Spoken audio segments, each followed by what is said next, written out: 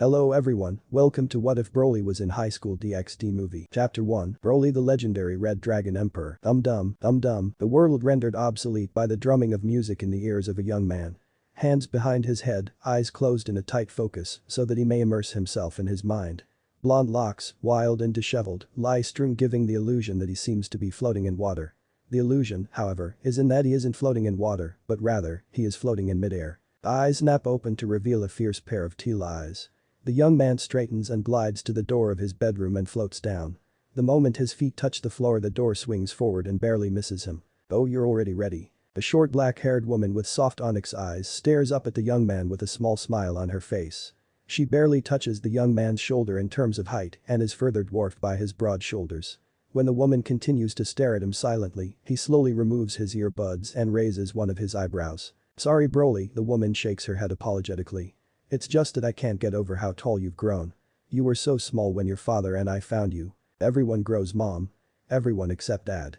He hasn't grown since he was 12, according to grandmother's album." Broly's mother burst out laughing at her son's statement. "How you can deliver such punchlines in that deadpan tone and never crack a smile I'll never understand." Broly simply shrugged. His mother did a quick one over him, then sighed. "Are you really going dressed like that?" A small frown formed on Broly. His mother again glanced at her son's outfit. A dark gray full-sleeved t-shirt loosely hugged his athletic frame. Black jeans snugly fit over his legs. Silver earrings hung from both ears and a pair of dog tags laid on his chest. "Never mind. Just hurry up to your transfer in orientation." The young man gave a slight smile as he quickly maneuvered past his mother. Broly ignored the stares as he walked into the school grounds towards the main building.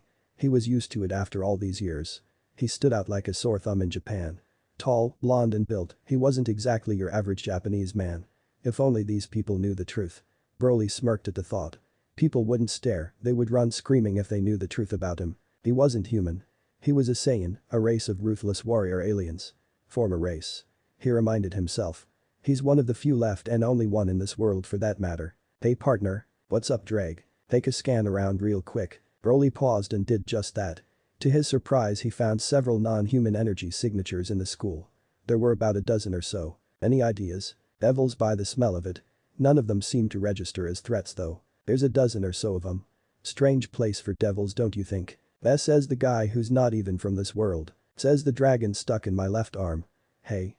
Wanna give them a scare?" "Not here 5 minutes and he's already spoiling for a fight," the dragon muttered to himself. "Are all Saiyans from your world like this? 'Cause if so then I pity the poor souls who have to live with them. I shudder at the thought of more of you wandering around. We Saiyans were a warrior race. We lived for the thrill of battle. All known Saiyans enjoyed a good fight. Though none of them were as strong as me. Didn't stop those 3 from blasting you into the sun now did it? Hey. 3-on-1 is unfair by any standards." Broly recalled the pure agony of having to suffer through his body being slowly disintegrated by the force of the Kai wave that pierced him and the scorching heat of the sun. His body entirely atomized, his soul somehow ended up in this alternate world where it quickly bonded with a Welsh dragon Drake who was searching for his next host. He was reborn as an infant who was found and adopted by his parents. Raised as a human, he had no idea of his past life or what he did. It wasn't until 4 years ago during a freak accident where a gas explosion nearly killed him that his past came crashing back down. The Saiyan of legend was reborn. The near-death experience was enough for him to trigger the transformation to Super Saiyan. He chuckled at the memory of his parents seeing him with blonde hair. He made up the excuse that he had dyed his hair that day. The old Broly was back, but he found that he had enjoyed the time spent as a human with his parents. He was happy. That day was also the day that Drake awoke from his hibernation, his closest friend. Literally. Yes, he had changed. His old self would never even consider having a family. He would have laughed it off as a weakness and for good measure, destroy the planet where such a weakness possibly existed. Family was a foreign concept to his race. However, he knew of one Saiyan who made himself a family. This thought brought him back to the reason for his current line of thinking. "Accurate." Broly growled. Anger swelled up within him and in response his power flared high. The ground shook and the sky began to darken in consequence of his wrath. "Whoa. Partner, calm down. No need to go nuclear over a memory. That guy doesn't even exist here in this dimension." Broly let his power rage even higher for a moment or two before rescinding it back to his normal human standards. Drake was right, Kakarot was now completely out of reach. It was for the best he let go of his vendetta. However, somewhere in the darkest corners of his mind, the monster was still maniacally screaming the bane of his existence. Ria's pav. It wasn't even 30 seconds, but I, riasgremory, felt a terrifying power erupt right in the middle of my territory. I immediately reached for the power with my mind to find out if it was friend or foe, but I was forced to redraw my mind from shock. The moment I touched that power I could feel a thick malevolent veil of malice and hate. I began readying myself for battle and began calling for my servants, but the power dissipated like it was never there. The sudden withdrawal of the power in the air left me somewhat dazed. The ground around me was soon covered in crimson magic circles. My servants appeared one by one and looked at me for instructions. Try to find out as much as possible about the source of that power, but be careful not to start a battle. They all nodded and left to investigate. I couldn't help but worry about my servants. That power was overwhelming and not friendly feeling in the least. Yet, I swear, underneath all that black hate, I could feel nothing but crushing torment. I gazed out of a window, concerned for my servants, and, surprisingly, I found myself concerned for the owner of that power. Chapter 2. Broly returned home right after his orientation. It lasted several hours and having done nothing stimulating, physically or mentally, for that time left him restless. He did a quick scan to make sure no one was in his home. He knew his parents would have left before he got home.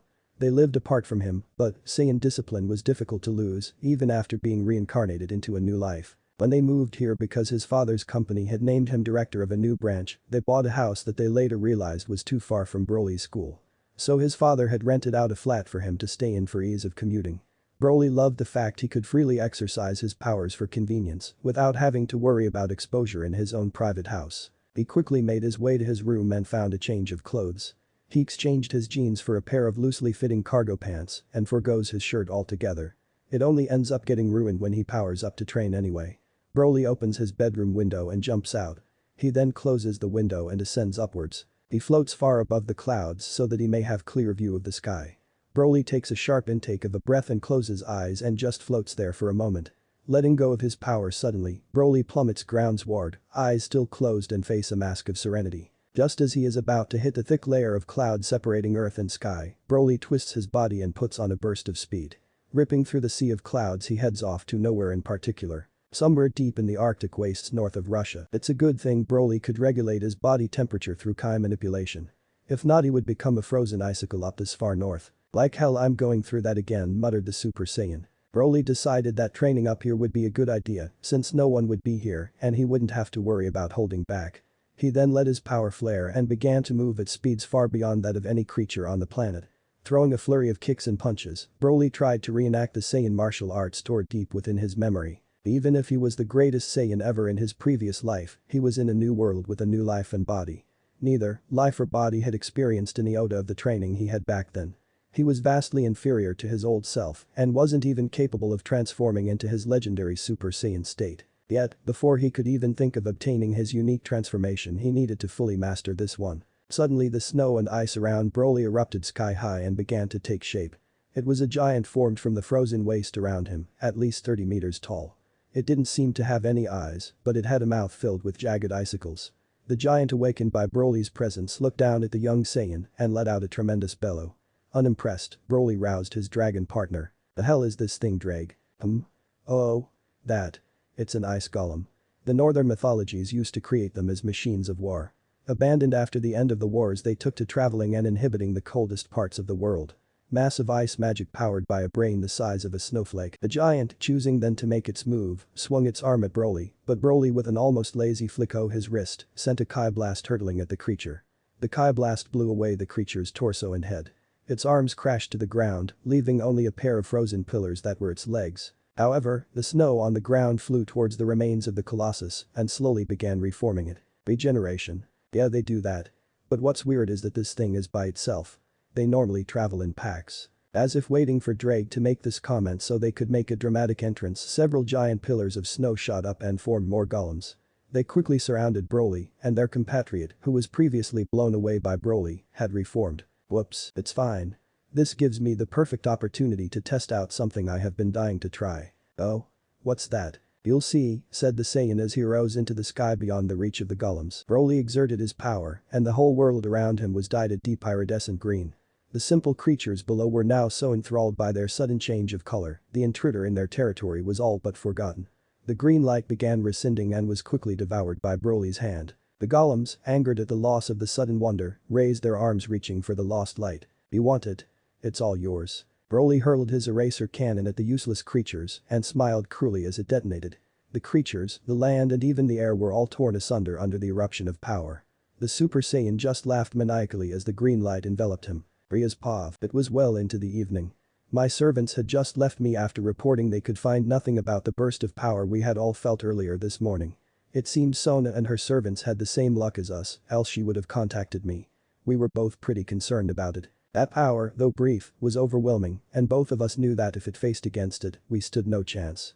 Sona had contacted the underworld for information, so we decided to halt any further investigations. I was hesitant to involve the underworld knowing that my over-doting brother would interfere, but Sona was ever the pragmatist. I really wished this wasn't happening now. A possible threat emerging in the human world was exactly the excuse my family would use to drag me back home, and the underworld was the last place I wanted to be right now. He was there. That arrogant jerk Riser. All of a sudden I felt my chest tighten. Something was pulling me away towards somewhere I couldn't identify. A green light brightly flashed before my eyes, and then it was gone. What just happened? I blinked a few times and tried to clear my head. What's wrong with me? Maybe I'm too stressed. Yeah, that must be it. I think I'll go to bed and call it a night. I left the room and just as I was about to close the lights, I swore that I heard wild laughter. Broly walked onto the school grounds to begin his first day at Kuo Academy. He quickly noted that the majority of the student body was females, who took quick notice of him and openly ogled at him. He smirked at the nice boost to his ego. Like it needs to get even bigger, sighed the dragon. Don't be jealous because you haven't been late in ... How long have you been stuck in there anyways? F number. You. Broly gave the mental equivalent of a shrug and kept going on towards the class that was designated to him. All in all, it was a pretty average first day. Girls ceaselessly asked him questions about himself. The vast majority to which he ignored, and it only seemed to entice them further into a high-pitched screaming frenzy. The boys, on the other hand, kept sending him death glares, but they were quickly silenced when he sent one of his own actually filled with killing intent. They left him alone after that. Well, not entirely true. Two boys, who the others referred to as the perverted duo, called him out during lunch behind the school building. The one with glasses proclaimed, "Leave this place. Your type is unwelcome here." The other nodded vigorously to what the other said and further added, "We only want beautiful girls here. Good-looking guys like you shouldn't exist." Broly's response was a casual backhand that sent both idiots, who stupidly called an older and far larger male than them, into a place without any witnesses, into a brick wall. As Broly was leaving for the day, he was approached by a rather cute girl with long black hair and a very fine body. If you'd start thinking right about now, you'd realize she's not human. "Broly-san. You're Broly-san, right?" she asked shyly, her eyes darting back and forth from the ground to his face. Broly winced inwardly. He never understood the use of Japanese honorifics, and it irked him to no end when people attached it to his name. "Yeah, and you are?" he said harshly, and to further prove his annoyance, he sent her the same glare he sent to those boys earlier. She blushed a deep scarlet and began stuttering uncontrollably. "UIIWW was? Oh look. How cute," she blushed. "She must be a masochist. Smack her and see if she starts worshipping you." "The hell, what are you talking about, Drag? She's a fallen." The ancient dragon exclaimed like it clarified everything. "Elaborate. Fallen angels are into that hardcore stuff.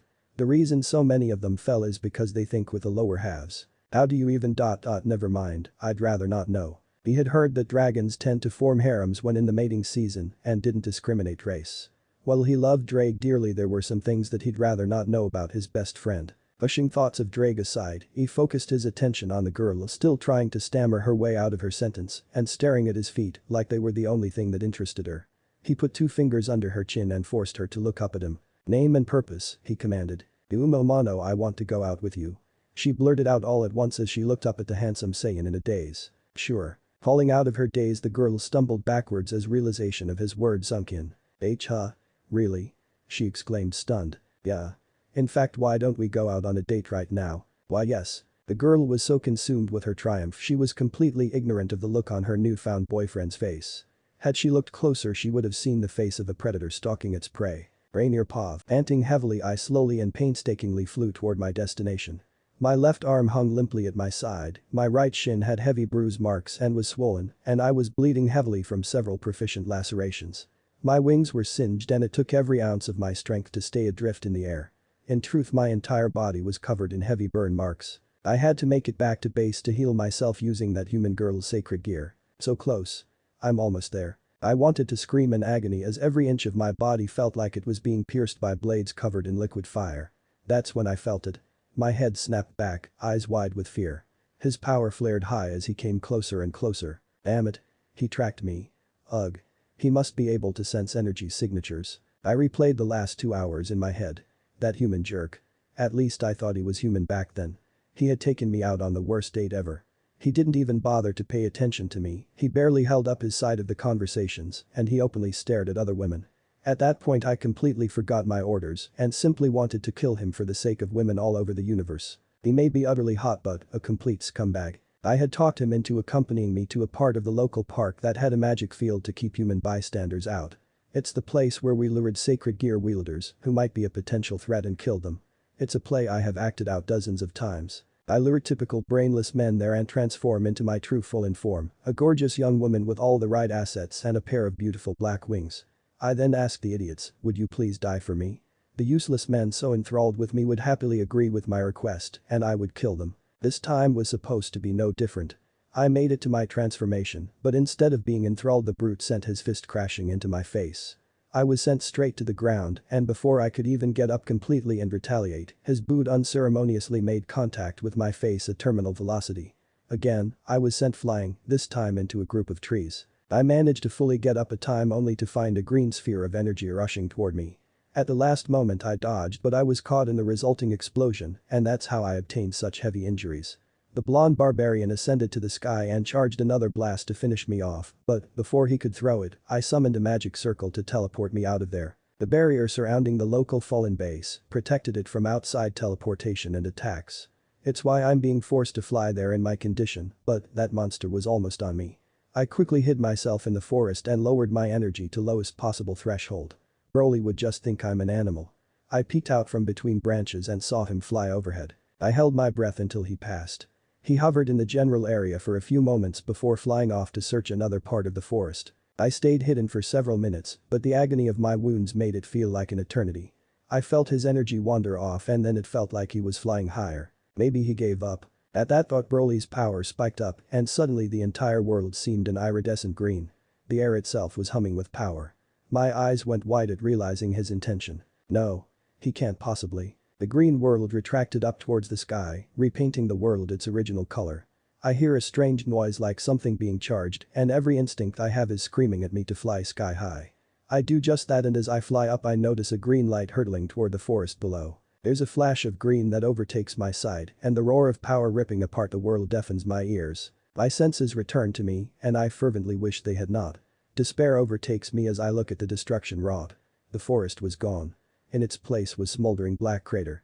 The sheer force of the explosion had fused the earth into hard, brittle and black glass. Rainier. I hear someone call my name and I turn to find my comrade soaring towards me from the abandoned church that served as our base on the summit of the mountain I was headed for. Hope. I might not die. They quickly surround me protectively.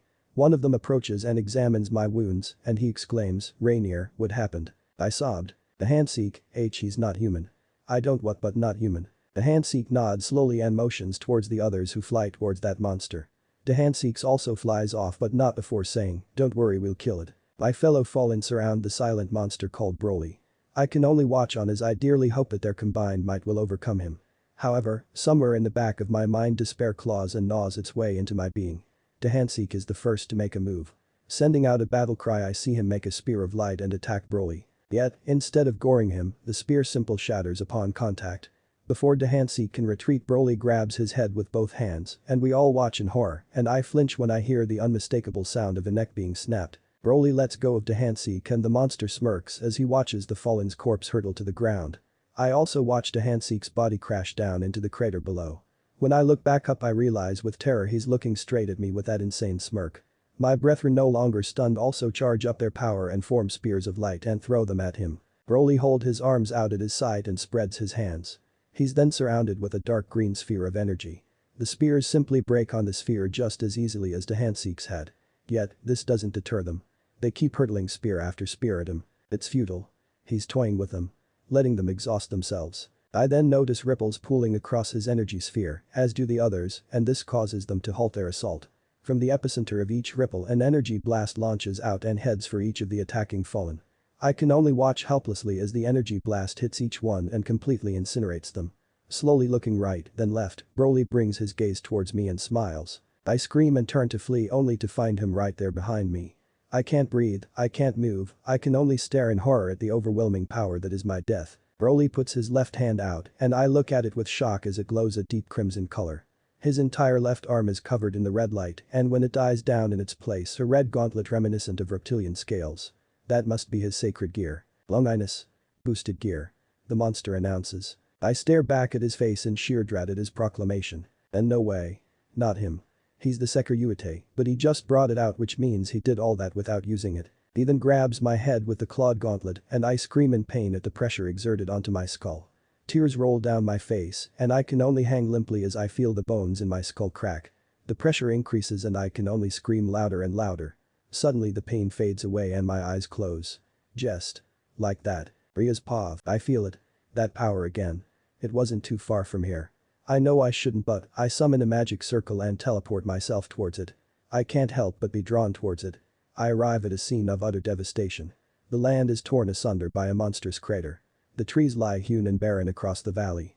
I feel it. I look up as the power descends towards me. It's a man. A young beautiful man. Strong angular features adorn his face. Wild blonde hair lies disheveled on his head and across his shoulders. His teal-colored eyes stare down at me. I look into those eyes, hard, cold, metallic eyes. We stare at each other for what seems to be an eternity. I can see power clinging to him. It is fierce and relentless. Yet, there is loneliness to it. As if he is the last person to stand on the world. He holds a hand out and that power reemerges, this time free of hate. The world is dyed green. As if he is imposing his invincible will upon all of creation. The green retracts back to his hand and he closes it tight. So tight the light brightens and shines through his fingers. He sends the light speeding towards me. Death is approaching, but I still can't look away from his eyes. The light stops just inches away from my chest and abruptly changes direction. It flies over the beautiful young man and crashes into an old prominent building seated on a mountain. The mountain erupts into void of green power. The force of the explosion forces me to cover my eyes and I lose balance as it threatens to blow me away.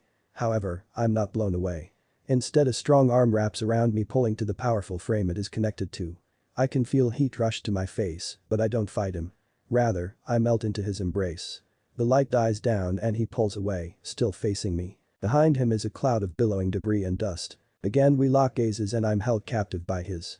He breaks eye contact and glances over his shoulder. I follow his line of sight to find a green light heading towards us. The light gets closer to reveal itself to be a green transparent sphere of energy. Within the sphere is a young girl, small and petite. The sphere dissipates leaving the girl lying next to me. The young man's feet leave the ground and he silently glides towards me. Again, I'm trapped.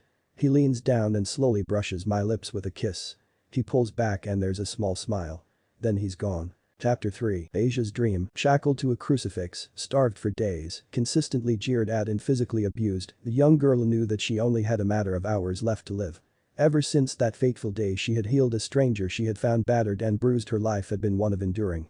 A simple act of kindness led her to be ostracized by the very church that raised her. Holy Maiden, they had called her. Now she was labeled a heretic. The world trembled. The young girl raised her eyes glazed in despair, attempting to discern the cause of the disturbance. Voices. She could hear voices from above as the numerous occultists that had taken her scrambled above. Moment after moment passed. Silence returned. She lowered her head back into her painless torment. Back into her reverie, the maiden wondered if she could change what she did, would she? A smile. The only smile that had appeared since she came here. She knew she wouldn't have made a different choice. She could never leave behind a person in suffering, not as long she could help that person, even though that person had been from amongst the damned. The world trembled. The tremor was stronger this time. She knew that whatever caused it was closer. She knew because she could feel the air grow heavy with power. Screams. Screams of her captors could be heard piercing the hollow halls of the old ruins. The screams stilled. Silence reigned once more. Yet this time, she did not lower her head. She kept her eyes strained on the doors in front of her. The power was approaching. Getting closer and closer, stronger and stronger, the power approached unimpeded. The air grew unbearably heavy, threatening to crush her. She held her breath, her lungs screaming for oxygen. She denied them in fear of making a sound of attracting the power. However, she knew it was futile because in that moment the doors burst into green flames. She cried out, her eyes, sensitive from captivity, were struck with green light. A silhouette emerged through the light. The maiden looked on in awe and wonder as she beheld the figure gliding through the air. An angel. Tall and imposing, beautiful yet terrifying, the angel glared down at the maiden. Golden hair with green hues adorned the angel's head. The angel opened its mouth as if to say something, but it slowly closed its mouth. The angel turned its head, a simple movement, but one of inordinate grace and beauty. It stared off and following the angel's gaze, she saw only a bare wall, but she knew the angel's sight went beyond the wall and what lies behind it. Returning its gaze toward her, the maiden couldn't help but look into its eyes. Cold eyes without mercy, she found no pity in them. No emotion could be discerned from them, only the relentless promise of death. Surely this was the angel of death coming to claim her. The angel raised its arm and held its hand out in front of her. She wanted to say something, to utter a prayer, but before she could part her lips she was engulfed in emerald light. 2 days after Broly's assault on the fallen base, Broly sitting on the edge of the tallest building in town gazing outwards. He liked watching the entire area around him under the night sky. He remembered he liked to do this even in his past life. The only calm moment of that madness, thought the young Saiyan. He closed his eyes and recalled the events of his life. He sighed at the realization that he was utterly insane in his past life. While destroying planet after planet had its merits, he never fully took advantage of the powers he had. Granted, his father ruined any chance of joy after putting that stupid mind control device on him. He groaned out loud as he had another epiphany. Partner, you okay? I died a fucking virgin. Eh? He was the most powerful being in the universe and he hadn't even gotten laid once before he died. The young Super Saiyan was caught in a moment of depression that further deepened when he realized Kakarot, the person he hated most, had kids. I want to blow something up. Sure, go ahead. Just not here. 'Cause in case you forgot, your parents and the red hair you've been crushing on live here. Braig's comment had brought him back to reality. Only after returning home from the wasteland he had created did he realize that the red-haired girl was wearing his school uniform and that she was also one of the non-humans he had sensed his orientation. The fact that he had blown a mountain to hell in front of her and then kissed her made things somewhat complicated. It's what you get for being a show-off and a playboy. He had decided to lay low and keep out of sight, but, of course, the first person he ran into in school was her. Well, her and her rather large fan base. He tried to quickly get to homeroom before she got a hold of him, but that's exactly what happened. She grabbed him by his arm and he was caught by her gaze. Her eyes were the exact opposite of what he saw in the mirror each day. They were soft liquid pools of emerald. He felt like he would have drowned in them just like their initial meeting. She had asked him to meet her later. There was such a torrent of emotion in her eyes he couldn't help but say yes. Those damn eyes. How can something so full of innocence hold such strength? Yes, he could clearly see the iron will that young woman had held. She may not have much power, but he felt the unshakable determination her small body held. He was quickly finding himself obsessed with her. He cared about his parents because he had spent years with them as a human and they had slowly grown into his Saiyan heart. Braig, on the other hand, had been with him since birth, even if they only began communicating a few years earlier. The dragon and he had formed a close bond of camaraderie. Yet this girl, who had only met a couple days earlier, had wormed her way into his heart. He had yet to keep his promise to the girl to meet with her again. He imagined the disappointment she must be feeling, the hurt. At this thought Broly found himself floating in mid-air heading towards her energy. Upon realizing this, Broly snarled in disgust. His old self screamed at him to destroy the girl and end the threat of a weakness, but all he could keep thinking of was her eyes. In a fit of rage he powered up and shot off into the sky. We gonna go blow off some steam? A lot more than just steam, the Super Saiyan growled. Broly kept soaring higher and higher. He formed an energy shield around himself and accelerated to the max. Soon enough he was well out of the Earth's atmosphere and shooting off into deep space. He headed to the deepest outskirts of the solar system. Hey, partner, did we just leave the planet? Welcome to the universe. As he headed further and further from the planet, Broly fully realized the weight of the words he just spoke. Could it be that this was the same universe he was born in? Was the Earth just another planet in the universe? Hate to burst you bubble, partner, but I could feel the dimensional rift you came from when we bonded. You're from an alternate reality. Sorry. It's fine. Whether this dimension or another, I won't be denied what I want. If you say so, but, just to be clear, where are we headed? Look straight ahead. No way. Is that Neptune? Not for long. Not fo. You can't be serious. I told you. I used to do this for a living. Broly came to an abrupt halt in front of the large swirling blue mass that is Neptune. The Super Saiyan roared as he charged his power to the limit. Here in space the effects were minimal, but back on Earth there would have been earthquakes and natural disasters everywhere. Not being satisfied, he called out his boosted gear and started to draw upon Draig's strength. Boosted gear allowed him to double his strength every 5 seconds. The green jewel on the back of his hand glowed bright as it announced, boost boost boost boost. Broly formed an eraser cannon in each hand and taking one last look at the lifeless planet before him, he bellowed and launched both simultaneously. The two blasts of energy crisscrossed and headed for opposite poles of the planet. Both lights crashed into the planet and dug deep. Broly smiled evilly when he felt both blasts collide with each other at the planet's core. Neptune turned an aquamarine color and became distorted as if an invisible hand were squeezing it. Eventually the deformed planet was dyed a dark green and suddenly it violently imploded, sending cosmic dust in every direction. Had anyone else been there at that moment, they would have heard the savage laughter of a wrathful Super Saiyan. While floating in space watching his cosmic heart spread further and further, the young man realized something. "Hey Drake. Correct me if I'm wrong, but aren't there more planets in the solar system?" The Welsh dragon simply responded with laughter. By the time Broly was re-entering Earth's atmosphere, he and Drake had visited Uranus and gave it the same fate as Neptune. They had also reduced Saturn's rings into what now resembled a half-eaten donut and sent several of Jupiter's moons crashing into its surface, which would cause it to implode in several millennia. It had been well worth a trip, as Broly felt much relieved, yet the mighty Saiyan still had a great deal of pent-up rage. Blowing up things was fun, but he preferred people. During his descent, Broly saw something massive in his peripheral vision. He abruptly halted his fall and looked to the gigantic mass. He expressed wonder that something so large could fly considering this planet's limited technology. "What is that, Drake? Wow, would you look at that? That's the sky continent Biviadra. I haven't seen it in a few thousand years.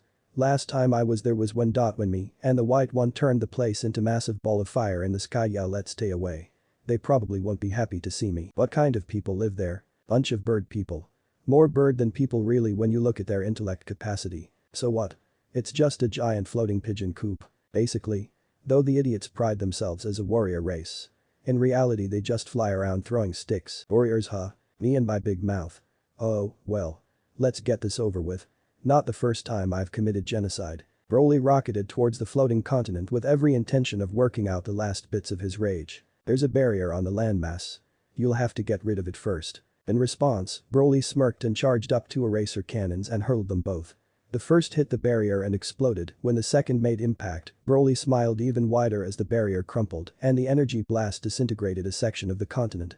Launching himself upwards, Broly looked down below at the white city of stone. He could see shapes flying to and fro trying to find out what happened and attempting to douse fires. Broly let his power flare high, illuminating the city below, and then he sent himself hurtling right into the heart of the city. The force of his impact sent a wave of destruction, destroying all the buildings near him. Again, Broly powered up, sending all the debris near him flying away until he was standing at the bottom of a perfectly circled crater. He launched himself out of the crater and he began racing throughout city, crashing through buildings and houses and sending ki blasts in every possible direction. He laughed madly as explosions took place all around him, people screaming, bodies flying and his madness rescinding. Several of the bird people rushed him with weapons, but they all died and the weapons simply bounced off him. He broke spines over his knees, sent his arm ripping through chests and crushed skulls beneath his boot. Through all the carnage, not once did gore land on him. His power incinerated the bits of bone and sinew whirling through the air. Once satisfied with his slaughter, Broly brought forth the final implementation of his routine. Gathering all of his power onto him, he unleashed one of his powerful moves, Super Explosion Wave. The entire continent of Biviadra was swallowed up by the green light. Had the ancient landmass not have been located above the sea, the earth below would have been covered in ash. Broly hovered in air, silently taking deep breaths. He had exerted a great deal of his power today, but he was satisfied. His rage subsided, he now knew all too well what to do next. He shot straight down, and as he entered the lower portions of the atmosphere, he switched his trajectory and blasted away towards home. As he closed in on his hometown, he took a mental scan of the place. Locating the energy signature he is looking for, he raced off towards it. The monster in him, recognizing his intentions, reared up its head again, pushing forth his madness. Broly, however, would not be denied and stared right back into the monster and said, "Fuck off. I want her and no one, not even you, are going to stop me." Rias Pav. Rias sat in the occult research club room located in the old school building, which also served as her home in the human world. 2 days ago she had left that massive scar on the earth with a young girl, who barely alive, with the impression she would never see that young man of power again. However, the next morning, she found him in the last place she expected, school. He was a student at Kuo Academy. She remembered staring at him dumbstruck, and when he attempted to walk away, she grabbed at him like she was desperate. She covered her face in embarrassment at the memory of asking him if they could meet up later in front of dozens of people. Rias then went straight to Sona after that and told her everything, and they dug up his school file using Sona's authority as student council president. Of course, the stupid file told her only his name and that he was the same age as her. There was the interesting fact that he was adopted, but other than that, nothing significant. She then remembered that even though he said yes he disappeared and had yet to contact her. Rias threw herself onto a sofa, hugged a pillow to her chest and pouted. "Stupid jerk," she muttered. Rias then felt a strand of her hair being pulled. "Ouch. Go away Akeno, I'm not in the mood." Another tug. Whirling around, the crimson-haired beauty yelled, "Akeno, I saw." Akeno wasn't the one behind her. Tall and broad-shouldered, stood a very real Broly, looking at Rias with narrowed eyes. Rias laughed nervously as she realized that not only had he heard her but had understood her words were directed towards him. She continued to stare at him until he raised a single eyebrow. She understood that the gesture translated as, "What? I'm riasgremory, a third year like you and a devil as well. You are." At this he crossed his arms and raised an eyebrow again, to which she understood as being, "Seriously?" His gaze then fell on the school file sprawled on the table, his name clearly written on it, as well as a photo to go along with the dossier. She laughed nervously again and gave him an apologetic smile. It was only then that she noticed his clothes all torn and scorched. She immediately rushed towards him. "What happened to you?" she exclaimed. She cursed inwardly for not noticing the state he was in earlier. She then began meticulously examining him for wounds but, surprisingly, found none. "Training," he replied. "What kind of training requires blowing yourself up?" She scowled. Although, inwardly, she was rather pleased that he had finally spoken, even if he only said a single word. "How's the girl?" he asked almost absent-mindedly. "Asia? She's recovering fine. Poor thing went through a lot of torment." Rias hesitated, but she decided that he had a right to know. She was very close to dying. "I wasn't able to heal her with my magic. The only way for me to save her was to reincarnate her as one of my servants." She consented of course, but in the process she technically died. "Reincarnated?" he asked, showing interest for the first time in their conversation. Ria's eyes lit up as she found a way to introduce a topic she was very eager to discuss with him. "I can explain, but it's a long topic. Care to sit down?" she said invitingly. The young man shrugged and proceeded to walk to the nearest chair before suddenly stopping. Rias began to worry as a small frown formed on his lips. Turning to face her, eyes cold and serious, he asked, "You got any food here?" Rias giggled out loud.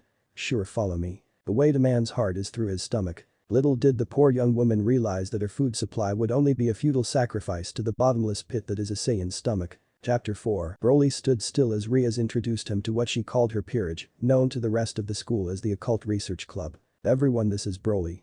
He just moved here recently and I decided to invite him to join our club." The other members simply looked on dumbstruck as Rias continued make a background story for him. They all just could not see the tall young man, who was radiating waves of death, as one their own. Rias stood there hoping that Broly would say something, anything that would ease his transition into the club. When he simply continued to glare, she sighed and gave up. "Anyways, this is the club vice president and my queen Akeno Himejima. Hi. Welcome to our club," she said timidly. She was standing to Ria's side. Akeno was a beautiful girl by any standards. With her long black hair and voluptuous body, he and Rias commanded the respect of the female portion of the student body, while the males obeyed their every whim to the point of worship. Rias tried not to feel annoyed when Broly's gaze lingered on Akeno longer than necessary. "This is my knight Udo Kiba." The young man pleasantly smiled and offered his greeting politely. Rias beamed at Udo. She could always count on him to be the calm one. For the longest time she'd been trying to set up her handsome blonde servant with the right girl for him. Finally, she motioned to the third person in the room with them. It was a short petite girl with doll-like features and snow-white hair. "This is Myro Kaneko Taoju. Hello. And I'm, of course, president and king. Any questions?" Rias beamed up at the still scowling young man. Rias, however, quickly lost her smile when she noticed that one of her servants was missing. "Hang on, where's Asia?" she asked Akeno. At that moment, the door behind Broly burst open and through them came a young girl with long blonde hair. Panting heavily, she came to a stop right next to Broly. "I'm sorry, One-sama. I got lost." "That's fine. Seeing as how you and Udo are in the same year, I will have him escort you around." "That's fine with you, isn't it, Udo?" "Of course, but you," the young man said, smiling. "Thank you, Kiba-kun," said Asia, still trying to catch her breath. Then noticing Broly for the first time, the small blonde peers up at the scowling Saiyan and at her exclamation, he looks down at her with a frown. She points up at him and shouts, "Angel of Death Sama." "Angel of Death Sama." The other three of Ria's servants scream. Everyone in the room goes quiet, staring in horror at Broly, who still has his gaze on Asia. Poor Asia, however, is still pointing up at Broly, but her eyes have gotten quite large and tears threaten to gush out. All it takes is for Broly to raise a single eyebrow in question to cause the emotionally overcome girl to drop and crumple to the ground. "Asia!" shrieks Rias, who rushes to the fainted girl's side. Akeno finally asks the question begging to be asked. Rias," she says while quickly stepping back from Broly. He's not really the angel of death Sama, is he? Of course not. Don't be ridiculous. Rias replied immediately, but she ceases all movement for a second. She slowly turns around and asks in a small voice, "You're not, right?" Speaking for the first time since entering the room, Broly replies, "I'm no angel." The others can't help but notice that he only refuted the angel half. Rias places Asia's arm around her shoulder, intending to lay her down on a sofa, but before she even pulls Asia, she begins to levitate and is quickly surrounded by a green energy sphere. Rias glances up at Broly, who stares off into space, feigning indifference. She smiles at him and asks, "Can you bring her this way?" Rias leads Broly out of the club room and down the hall into her own bedroom. It's designed in an old world fashion. Heavy drapes and dark wood furniture adorn the room. "Could you place her on the bed, please?" The dark green sphere floats down onto the bed and dissipates, gently depositing the unconscious girl. As Broly turns to leave, he notices a large black t-shirt lying on Ria's dresser. He gives Rias a smirk before walking out the door, leaving the girl, whose face is as red as her hair, in embarrassment. Rias POV. The previous night, Rias silently stares, her face a fusion of wonder and horror, as Broly devours an inordinate amount of food in mere seconds. She can't possibly believe a single person is capable of eating such a vast quantity of food, yet the young man in front of her seems no signs of slowing down. She had laid out a feast in order to make an impression of grandeur on him. However, he simply sat down and, with great enthusiasm, piled his plate with every dish on the table. The way he calmly consumed everything suggested this was a norm for him. Where is it all going? And it's not like he's taking his time either. He's just throwing food into his mouth and swallowing. Rias continued to stare as Broly inhaled the food in front of as if his life depended on it. He paused his onslaught on the food, swallowed, and looked Rias square in the eye. "Reincarnation," he prompted. Rias had decided to hold off on the conversation until after he was finished eating. Obviously, he had no desire to participate and simply preferred to listen. Rias sighed. "Like I said, it's a long story, so this might take a while." Broly continued to wolf down his food, clearly fine with the fact that she was going to be talking for lengthy period. She sighed again. "You probably already know that the world is divided into various factions, what the humans refer to as mythologies. One of the most powerful of these factions is known as the Three-Power faction. The three powers consist of the angels, the fallen angels, and the devils." Rias stopped, wanting to make sure that she wasn't speaking to the wall and that the gluttonous Broly was paying attention. Filling his plate up with pasta, which had held several pieces of fried chicken not 10 seconds ago, Broly grunted, motioning her to continue. She shook her head as she continued. The three powers were in a state of war for several centuries. The angels led by the archangels, the fallen by the heads of Grigori, and we devils by the four mass. The war continued to rage, but the three sides were pretty much at a stalemate. None of them could gain an upper hand, and their numbers were pretty much even. Eventually they decided to hold a grand battle to decide the final victor. Little did they realize that the side of their battle had been claimed, another group engaged in their own war, the two heavenly dragons. At this, Broly's left arm suddenly jerked. He scowled for a second at his arm, then retuned his attention to his plate filled with rice and curry. The pasta had long since been eaten, and a cup of ramen had succeeded it, which, in turn, had been replaced by a foot-long sub. She wondered for a moment what had happened to him, but he motioned for her to continue. The two heavenly dragons were immensely powerful entities that had warred with each other for millennia. Their titanic battles brought forth the end of many a civilization. So as the two dragons raged against one another, the three powers decided that, dragons or not, they would continue with their own war. They clashed amidst the rampaging dragons, trying to kill everything in their path. Suffice it to say, the two dragons weren't too happy at having to share their battleground. It was swarmed with warriors from all three sides, screaming and killing. In a fit of rage, the two dragons ceased their assault on one another and began to purge their battlefield of the invaders. Broly was now clearly smirking down at his left arm that was reaching out towards a bowl of plum pudding, his other arm being engaged with the act of grabbing several sausages. The dragons inflicted massive casualties on all three sides and began a rampage. They attacked the territories of each side and left them a burning waste. Realizing their folly a little too late, all three powers joined what little strength they had left and sealed the dragons away. Having their power severely diminished, the three could no longer afford to war, so it came down to a cold war that continues to this day. Devils by nature have an extremely difficult time having children. We can have children that are several centuries apart in age. So the reincarnation method was invented. At this point Broly had emptied every plate on the rather sizable table. He leaned back and Rias swore she saw small flames burst from his mouth as breathed out a sigh of relief. "So basically you reincarnate humans to repopulate your dwindling ranks?" he asked. "No, not just humans. We can reincarnate any species we wish, so long as the person consents and the devil has the power to transform the person." Rias waved her hand at the table and all the dirty dishes on the table disappeared. In their place, a chessboard materialized between Rias and Broly. Rias pointed to the side closer to her, which had pieces on it, while the side towards Broly was empty. These are Cal. Hey. Where are you going? Rias asked as Broly stood up and began walking away. She seriously hoped this was not going to be a case of dine and dash. Change of scenery, he said without bothering to look back. They had walked back to the clubroom where Broly stood in front of the balcony doors, gazing outside. It was well into the evening and was raining quite heavily. Broly turned around and looked at Rias as she seated herself on a sofa chair. Broly walked over and slowly laid his powerful frame down on the sofa opposite of her. The chess pieces, he said looking up at the ceiling, prompting her to continue. She waved her hand and the chessboard reappeared on the coffee table between the two of them. Broly noticed that several of the pieces were glowing red. The king, the queen, both bishops, one knight and a rook. The remaining rook and knight, along with all the pawns, were a metallic gray. These are called evil pieces. By infusing them with demonic energy, a devil can reincarnate a person by placing them inside of the soul.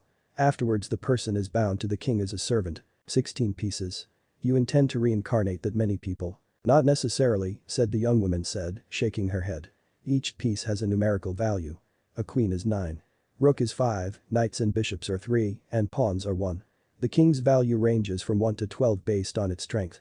The stronger the person, the stronger the piece must be in order for that person to be reincarnated. More than one of the same piece can be used if the person is significantly strong. Of course, the ability to bind souls to the pieces is solely dependent on the king. Even with a queen, the reincarnation may fail due to lack of power in the king. You realize where she's going with this, right, partner? Yeah. Broly turned on his side and propped his head up on his hand. He stared so intently at Rias that the young woman blushed. Closing his eyes for a moment, Broly sighed and got up off the couch and walked back over glass door of the balcony. He watched silently as the rain outside pelted the glass. She walked over to stand behind him and Broly sighed again. He turned around to face her and he immediately drowned in her emerald eyes. The color green was an inherent part of his world. It is what set him apart from all other Saiyans, as it represented the physical exertion of his power onto the universe. How often had a world been purged by that green light that had been a prelude to its annihilation? Yet, Ria's emerald was one of soft innocence. He reached out to touch that which he knew he couldn't feel. He used the tips of his fingers to brush strands of hair out of her face and swept them behind her ear. Pulling back his hand, she caught it in her much smaller one and brought it to her cheek. Closing her eyes, she nuzzled his hand with her jaw and he responded by sliding his thumb back and forth in a soft caress.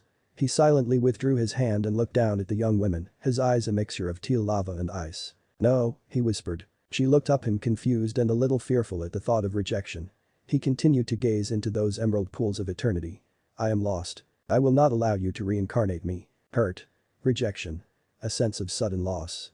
Eyes moistened as inevitable tears formed from sorrow of having her heart gripped in ice. Why? She breathed silently. Lost. So hopelessly lost. He bent down and kissed the tears that offended him away. I will not be chained, he breathed. Yet, he knew it was a declaration too late to be made. He was bound already. She had taken him when an entire universe had abandoned him. Cruel fate forged him in madness and depravity.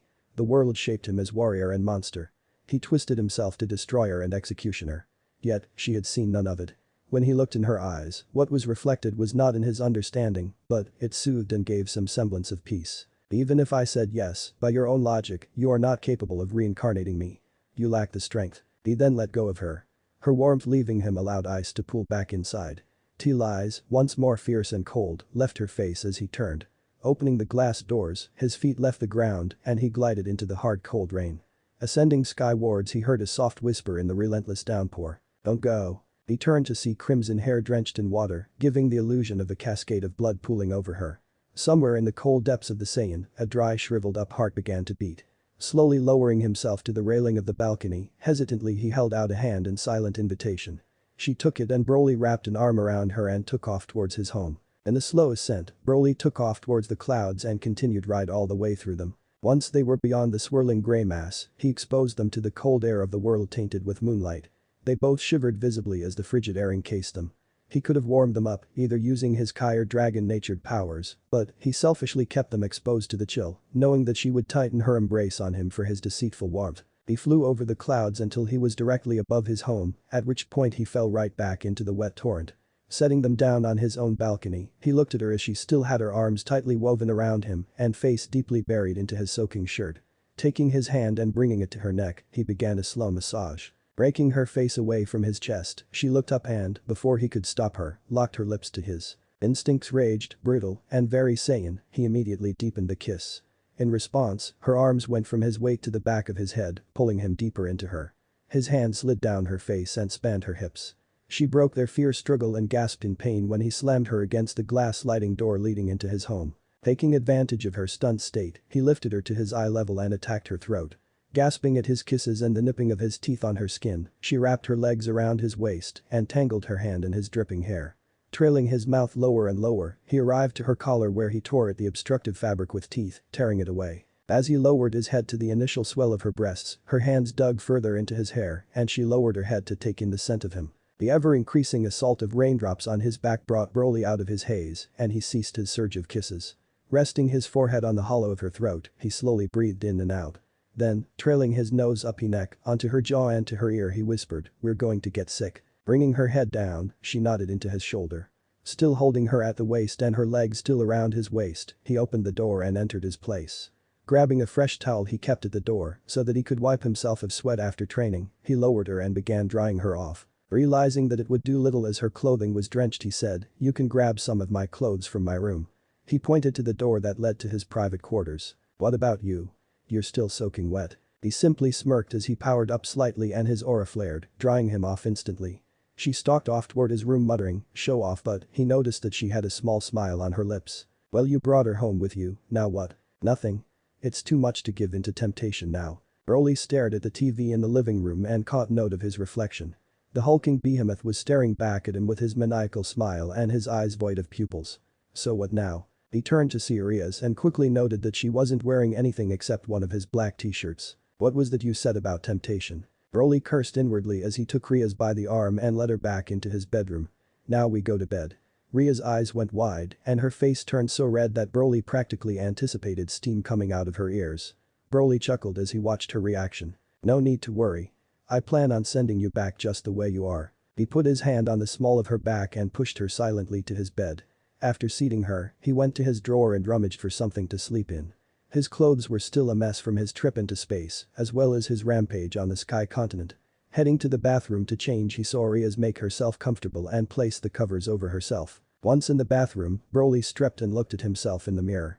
Ever since he regained his memory, he marveled at how whole his body looked without numerous scars marring it. He quickly threw on gray sweatpants and went shirtless back into his room. Turning the lights off, he glided to his bed, lifted the covers, and eased himself onto the mattress. Rias scooted over and once he had settled in, she plopped her head onto his arm, using it as pillow.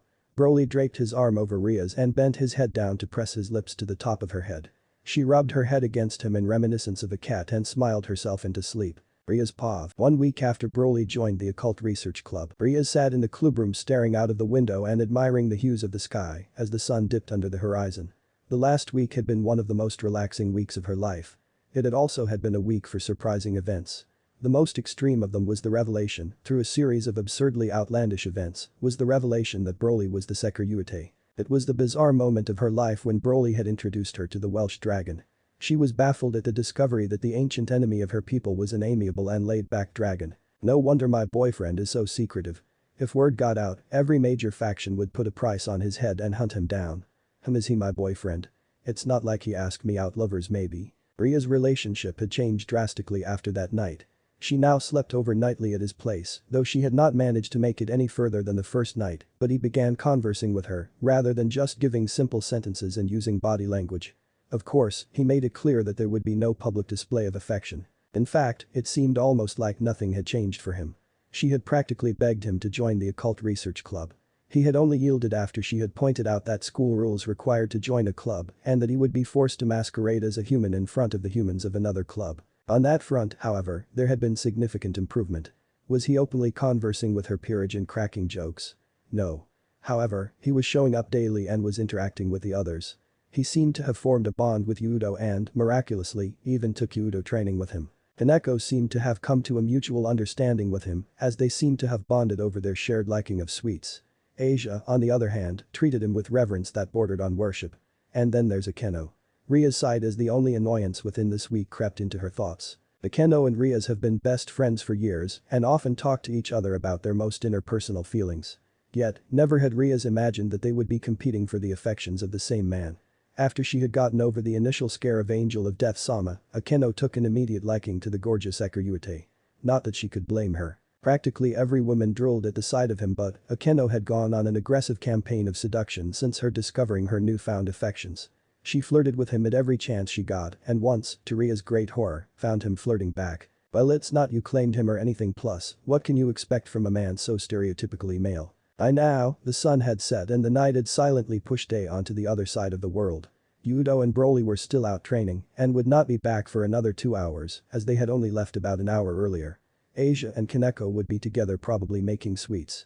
As for Akeno, she would probably be doing something to satisfy her personality. However, just then, the clubroom door opened, revealing the 3 girls whom she was just thinking of, leaving her previous assumptions false. They slowly approached and Akeno motioned towards the door they just entered through. "We have guests but you." Rias stared wide-eyed as a crimson-haired man, nearly identical to her, entered, followed by a silver-hair maid and a blonde young man with an evil smirk. Chapter 5. Rias Pav. Rias-sama, please be reasonable.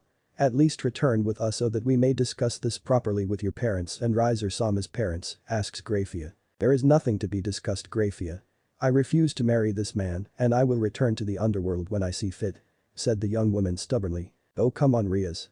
Can't you see how beneficial this marriage is to both our families? Riser exclaimed. In truth, Riser couldn't care less about that. He loved surrounding himself with beautiful women and riasgremory was at the center of every young man's fantasy in the underworld. This was all about her, not his damned family. Of course, he would never say that aloud, not with her brother, Surzich's Lucifer sitting right next to him. Surzich's himself was smiling absent-mindedly, not wanting to do anything with a conversation involving his beloved sister and the word marriage. Akeno, Asia, and Kaneko all stood off to the side, silently observing and fervently praying to the red-haired man on the couch that the boys would not return from training anytime soon.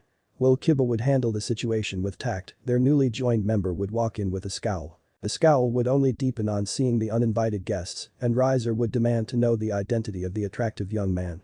Broly would see this as a challenge, and then the two would proceed to turn the school into a pile of rubble. Upon hearing their prayers, the Mayu turned to look at the trio and gave a look of utmost curiosity. Turning back to his sister, Surzich's said, Rias, let's go back home. If you have a legitimate reason then maybe we can work something out. I do have a legitimate reason. Rias exclaimed, standing up suddenly. Oh? And what would that be? Her brother asked pleasantly. Rias turned bright red and she mumbled something unintelligible to the others in the room. Surzich's blinked a few times and chuckled. You're going to have to speak up, he laughed. I have a boyfriend, she blurted. Riser shot to his feet and was about to protest, but he fell silent as he felt the air in the room get oppressively suffocating. Lucifer's successor had also risen and he was excluding a terrifying crimson aura. A cold, humorless smile adorned his lips and a dangerous glint in his eye was apparent. What are you saying, Ria-tan? You do not have a boyfriend. He made it a statement, daring her to defy him. Unfortunately for him, Rias did just that. I do too, you stupid Ani-sama, she exclaimed, reverting to a child arguing with her elder sibling. We've even kissed. Surzich's aura flared and a vein began throbbing violently on his forehead. You are too young to have boyfriend, the crimson Lucifer said through clenched teeth. Stupid Ani-sama. You are planning on giving me away to this jerk. Surzich's finally lost control, his aura struck out, shattering the windows and cracking the walls. The hell I am. I was going to atomize this dick the day before your wedding. Riser stared up in horror as Surzich's clamped a hand over his mouth in realization of just having revealed his plans. Really, Rias beamed up at her loader brother with stars in her eyes. There will be no atomizing, Grafia declared, staring sternly at Surzich's. There was a flash of silver as Grafia stood up. Her maid uniform had transformed into an elegant yet simple business attire. Surzich's aura went from wild and fluctuating to non-existent in record time. He realized that Grafia had gone from I am your maid mode to I am your wife and I can kick your ass mode. What there will be is an introduction of the so-called boyfriend, she announced. Yes, Surzich's agreed. I will punish this fiend. You will return to the underworld and continue to run your government. You weren't even supposed to be here. I just brought you along to shut up your ceaseless whining. Surzich's began to complain but a single look from Grafia quickly silenced him. The Mayu, who moments before was radiating power madly, was now sinking into the magic circle in his feet, retreating from his wife's wrath. Once Surzich's had completely disappeared, Grafia turned back to Rias. Now since Riser is your fiancé, he will accompany us to meet this boyfriend of yours. I will determine if he is suitable material. Her tone leaving no room for argument, Rias simply nodded at her one-sama and began drawing a magic circle that would teleport them to the location of Broly. The tropical island somewhere in the Indian Ocean. Ducking and weaving, Broly searched through his playlist, trying to find a song to fit his current mood. Flashes of silver in his peripheral vision were more than enough for his Saiyan instincts to predict the trajectory of the sword, attempting to cleave his head. He frowned as he realized the song he was looking for was not available to him since he forgot to sync his phone with his computer after downloading the song. With a sigh, he placed his phone on random shuffle as he pocketed it. He stuck his index finger out, halting the silver blade as it bounced off his finger. Glancing up he noticed Kiba smirking, as if he had achieved some form of accomplishment. Raising an eyebrow, Broly said, "Don't get cocky." He flicked his wrist and sent a wall of Kai that pushed Kiba back several feet. "I was only stopping you from cutting my headphones." Kiba, still smirking, launched himself Broly, sword in hand, to reinitiate his assault. Broly stomped on the ground, shattering the earth below and causing a tremor that ripped apart the surrounding area. Kiba lost his footing and had to jump from rock to rock as he made his way back to stable ground. He barely had time dodge as Broly made a swipe for his head, but he had failed to notice a knee being brought up, and by the he did, it was being driven deep into his abdomen. Kiba crumpled to the ground, clutching his stomach and vomiting blood. Whoops. Realizing that he had pulverized a few internal organs, Broly decided that it was time to return home. Luckily the annoying little blonde girl could heal any injury shy of death, or else Kiba would have died several times this week. Though somewhat hesitant at first, Broly took great joy in training the swordsman. Even though he held back the vast majority of his power and struck with slow exaggerated movements, he was still beyond the boy completely. Yet, Kiba had been able to spar with him for several hours at a time and even was capable of dodging him. His speed was tremendous, even by the Super Saiyan standards, and his technique was flawless. However, he lacked power and the durability for a long drawn-out battle. However, unlike the others, he had deep-seated anger within him, one that Broly recognized as a mission of revenge. How often had Broly seen those same eyes aimed at him as people came looking for vengeance at having lost someone to him? Broly's head slowly turned as he sensed several energy signatures appear on the remote island he used to train Kiba. 4 of them, he recognized as the females of the Occult Research Club. The other 2 he did not recognize at all. One of them held a great deal of vitality that Broly was shocked to discover surpassed his own. The other was easily the strongest power that Broly had encountered so far in this world. What am I? Chopped liver? There is no way that power could kick my ass. That's because in your current situation you don't have an ass. Hey. Totally uncalled for. You're right Greg, I apologize. After all you're just one big ass. Oh ho. A war of words is it? In that case, yomo wo. Hot eye on your 3 my brother. Broly looked to his right and, indeed, there stood a very beautiful silver-haired young woman, dressed for business. She was undoubtedly the power he had felt, though he felt that Drake was right. The Welsh dragon, if he was embodied, would easily take this woman. It made Broly realize that Drake was actually quite powerful in his own right. The woman approached, followed by a young man, who was the source of great life energy, and the 4 girls. Rias, who was behind the 2 strangers, was frantically trying to signal something to him, but he felt that it was too bothersome to interpret, so he simply ignored her. Rias had been panicking for the past 5 minutes, imagining what would happen once they met up with Broly. Scenarios of mass destruction playing through her head, and she was expecting either Grafy or Broly ending up dead. However, there was some small comfort that in every vivid fantasy, Riser ended up an unfortunate casualty. She tried to signal to Broly to not start anything and behave himself, but the stupid jerk looked away and pretended to ignore her. As they drew closer, Rias realized that Broly was wearing nothing but white cargo pants. He was barefoot and shirtless. She could not help but stare at his well-defined and smoothly toned muscles. He was big but not beefy. In fact, he was more lean than big. He reminded her of a swift and lithe predator rather than some hulking beast. The smile that had formed on her lips instantly disappeared however, she noticed Akeno was having the same track of thoughts she was just having, and then quickly she became horrified when she turned her head to see that her one-sama also had a very hungry look in her eye. Broly however looked past all of them and stared at Asia who, upon meeting his gaze, turned a deep shade of red. He jerked his head to the side, motioning her attention to behind him. When she saw that Kiba was lying unconscious on the ground, she immediately rushed over to heal him. Asia's sudden departure broke Grafia out of her daze, and she cleared her throat and looked at Rias. Is this the young man in question? That's right. This guy is my boyfriend, Rias said while glowing bright red and trying to avoid Broly's glare. I see. Does this guy have a name? His name is Broly. At this point Broly had enough and started to walk away. Riser, who had been holding himself in check this whole time, finally exploded. Hey you stupid son of a bitch. We're talking about you. At this Broly stopped and glared over his shoulder. I don't give a fuck who the hell you are. Rias is mine. And I'll be damned if I let you take her. Like hell I'm yours, Riser. Shut up, Rias. I've been waiting for this marriage too damn long. In fact, I've got a great idea. I'll fight this idiot, and if I win you have to marry me immediately. If he wins, the wedding's called off and you won't ever have to hear from me again. How about it? Deal. It was Grafia who pointed out an obvious flaw in their agreement. You both seem to have forgotten to ask Broly-kun's opinion on this matter. They both looked over at the completely uninterested young man who was moments away from taking his leave. Realizing that even if he left they would find some way to track him down, he said, "What's in it for me if I fight? It's not like I have anything to gain." Rias felt her heart shatter at the cold words, but somewhere deep down she realized that she knew his true nature was predatory. There were two reasons for him to take on a hunt: the thrill of the pursuit and the spoils of the kill. If neither is present, he will end the chase and find prey that is more suitable. Riser had thought for a moment on how to entice his rival into battle, and he decided that he would have to lay an impossible-to-resist bait. He smiled at the idea he just had, and besides, in the off chance he loses, he wanted to make sure he could jeopardize Ria's relationship with him. "I'll offer you my greatest treasure." At this Broly turned around completely and raised an eyebrow. "I'll give you my servants.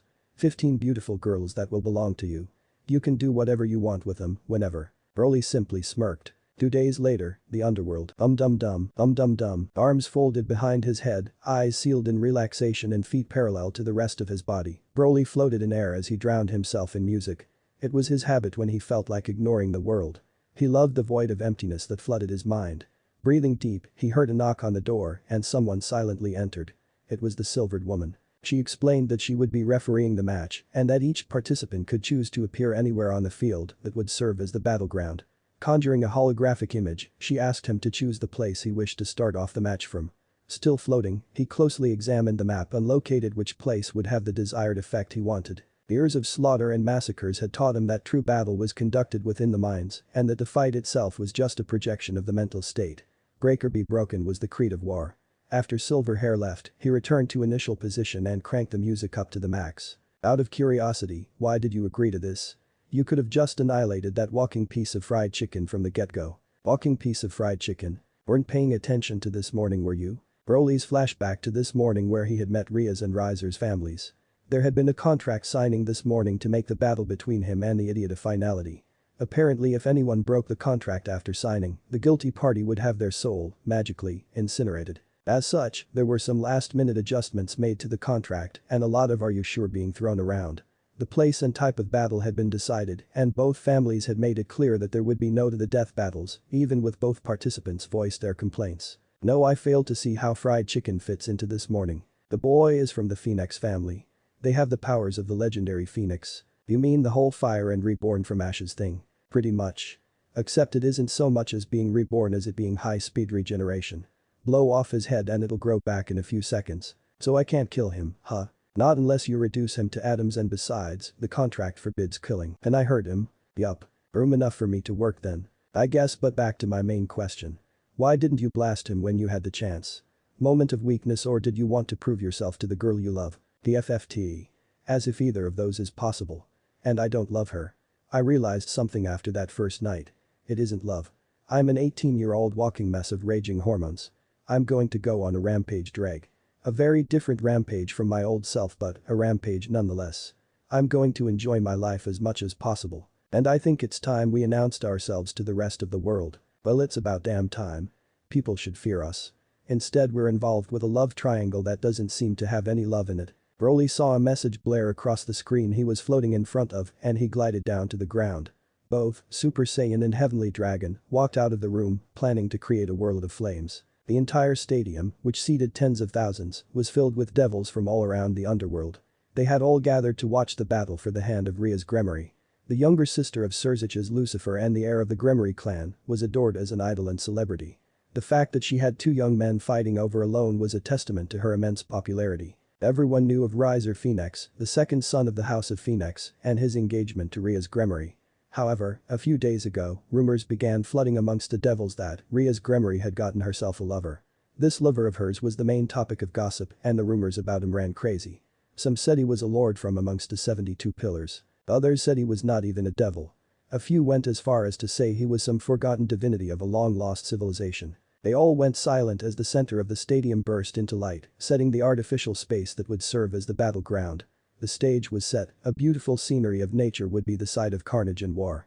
A clearing of grass and trees centered on a sparkling lake, overall, it must have been a square mile. This sight was being broadcasted around the underworld to those who could not come, as well to other factions around the world, a pure testament to the political and financial powers of the Phoenix and Gremory clans. The silver-haired woman appeared on the screens floating above the artificial space, and the audience roared to life as they recognized Lucifer's queen. Announcing the names of the contestants, the strongest queen gave the rules and stipulations of the match. With that she proclaimed the start of the match and disappeared. The audience held their breaths, waiting for the combatants to appear. The magic circle appeared, bearing the emblem of the Phoenix clan, and the crowd cheered wildly as Riser Phoenix made his appearance amidst a torrent of flames. They now waited for the arrival of the enigma that was the lover of the princess of the Gremory. Nothing happened, and after several moments, some began to wonder if he had run in fear of facing the immortal Phoenix. After all the anticipation, the denial of the revelation of his identity left the crowd jeering and on the verge of frenzy. Just as the crowd was about to approach its last strand of patience, they all quickly fell into silence. In the blink of an eye the water in the lake had been dyed an iridescent green and was humming with power. Then, with the sound of charging energy, the light retreated to the center of the lake and submerged into its depth. Riser Phoenix, upon noticing the illumination of the lake, made his way to its edge. The light was no longer visible, but everyone staring into that lake could feel something coming. A moment passed, then another. In silence, the audience sat on the edge of their seat, awaiting for the entrance of a definite power. The lake exploded, and all the water surged upward in a reversed cascade of white foam, with an all too obvious silhouette visible within. Much too slowly for the audience's liking, gravity exerted its power in its domain, and the water rescinded back into its earthy container. The crowd gasped as the silhouette became a figure and the figure a man. The gasp was followed by high-pitched shrill screaming by the entirety of the female onlookers. A beautiful blonde man, bathed in golden light with green hues was made visible, his aura oscillating around him wildly. "He's an angel." The female population exclaimed dreamily. "He's an angel." The male population asked incredulously. The females got out of their seats, their eyes beaming with joy at the realization that their idol had fallen into a forbidden relationship with a member of the ancient enemy of their race. The men were more than peeved of having lost their idol to their enemy. However, some of the men were not entirely convinced that this man was an angel. For one, where was his halo and wings? Not to mention that was the single angriest angel they had ever seen. Indeed, the young man was wearing a dark scowl on his face, as if someone had been stupid enough to prod him with a stick. Those who noted his apparent aggression were now suddenly wondering whether the young devil gazing up at the beautiful man even stood a chance. Then Warrior in the Sky let out a yell, and his power exploded in the artificial sky. The audience also screamed along with him. The men, in terror, because they could feel his tremendous strength through the artificial space, and the women, in delight, because his increase in power caused his shirt to be ripped to shreds, revealing a body reminiscent of some Greek Adonis. With another yell, the warrior shot down from the sky like a meteor towards his opponent below. Riser threw out a pillar of fire to no avail, as the warrior simply tore through it, and there was the sickening crunch of cartilage being smashed as the warrior's bicep made contact with Riser's face. Not slowing down even after making contact, the warrior carried Riser as he stuck to the crook of his arm and crashed him tree to tree, eventually throwing him with such force that Riser went flying into the sky. In an unbelievable burst of speed, the warrior caught up to Riser, who was still being sent flying, and caught him by the shoulders. Then flipping them both upside down in the air, the warrior kicked Riser with such force he was sent flying back towards the lake. With another burst of speed, the warrior again caught him, except this time by the head, and continued to fly over the lake. Lowering his hand, the warrior split the lake in a straight line using the young devil's head and sent him crashing onto the shore. Shooting straight up, the warrior flipped himself around and shot a green blast of energy down at the broken body, which was then consumed in a green fiery explosion. The audience stared in horror at what they were witnessing. Riser Phoenix, one of the most promising young devils of his generation, was being picked apart as if he was some nobody off the streets. They all stared as the warrior floated in midair, looking down at the fire and smoke that rose into the fake sky. They see movement within the flames that suddenly change color to a golden yellow. The flames rise, attempting to consume the warrior, but he simply swats the flames away. The audience looks at the young devil, his clothes torn and singed, and his body covered wounds and cuts. Yet, the wounds quickly fade, and the cuts heal. Save for his clothes, Riser Phoenix appears unharmed. The audience cheers at the battle taking place, an unsaid command to continue. Riser yells and wings of fire erupt from his back. He shoots off in pursuit of his opponent, who has ascended even higher. However, as Riser climbs higher, the entire area of the artificial space turns an iridescent green, just as the lake had prior to the warrior's entrance. The light quickly retracts and disappears into the warrior's hand as he hurls it toward the devil. Riser stops in horror as the green void of power rapidly approaches him. The audience watches with awe as what they perceive the end of the match makes contact with young man fighting for his fiancée. However, they are deceived as the bulging mass of green energy stops a hair's breadth away from the devil's body. They watch in amazed terror as the quivering young devil fearfully glances at what should have been his end. The warrior smiles a cruel smile and the power accelerates downward and into the lake. A green light shatters across the field and screams can be heard from the audience as creation is unmade. The artificial stage becomes distorted, the paling that keeps the spectators protected threatens to fail and take several lives with it. The stadium is shaken, whether by the stampeding masses or the power that is churning the world, none can tell. The light lifts and the retreating spectators turn to look back. They see that space has been twisted and the false dimension that is crumbling. The warrior looks down with savage delight at the brutality taken place. The young challenger lies bare and face down in the crater that bulges and deepens due to the rupture in the fabric of space. Lying on the black field, the devil is saved by his unique heritage, limbs that were torn and sinew that was incinerated is slowly regenerating. The youth, stripped of his bearings, slowly attempts to get up, but his newly worn flesh is weak and unable to properly abide him. He looks up and sees a monster before him, cold death dancing in a metallic teal domain. The audience watches, adrenaline forcing them to stay on their feet, whereas fear would have them flee. The monster stands tall and fierce, and from its back and left arm an eldritch light, crimson and cold, pours out. The harsh radiance cools and forms a gauntlet of scale and woven chain. On its back, the monster now has 6 wings, bloody and bone dry. The youth is on the verge of tears as the power emanating from the monster is unmistakably of that creature that boasts unimagined wisdom and unrivaled savagery, dragon. They all feel it. That violent ripple of power that permeates through space torn asunder. The eldest among them recognize and pale beneath. Knowing, from days old and scarred with fire. They whisper his title, and from them it is spread like disease, unwanted yet undying. The dragon stares down at the cowering youth as it vainly attempts to crawl away. They all watch as the dragon kicks at its cowering prey viciously. Picking it up by the scruff of its neck, the dragon proceeds to drive mailed fist into its prey's spine. The whimpering creature screams in agony. Again and again. The dragon sadistically pounds at the back of its prey. Clawed hand ripping at tender flesh. The dragon ceases, simply holding the crying creature in its death grip. The dragon begins its assault again, the delay given so that damage may be reversed by the creature's inherited blood and inflicted anew. Pain no longer bearable, the pitiable creature's mind is broken. It no longer even screams. The dragon, realizing its goal achieved, throws the broken creature to the ground and ascends to the bound and fall sky. The dragon bellows at the world to watch its power. They know what the dragon intends, but they also know it will not happen. Contract bound, the boy's life is spared, but will theirs be?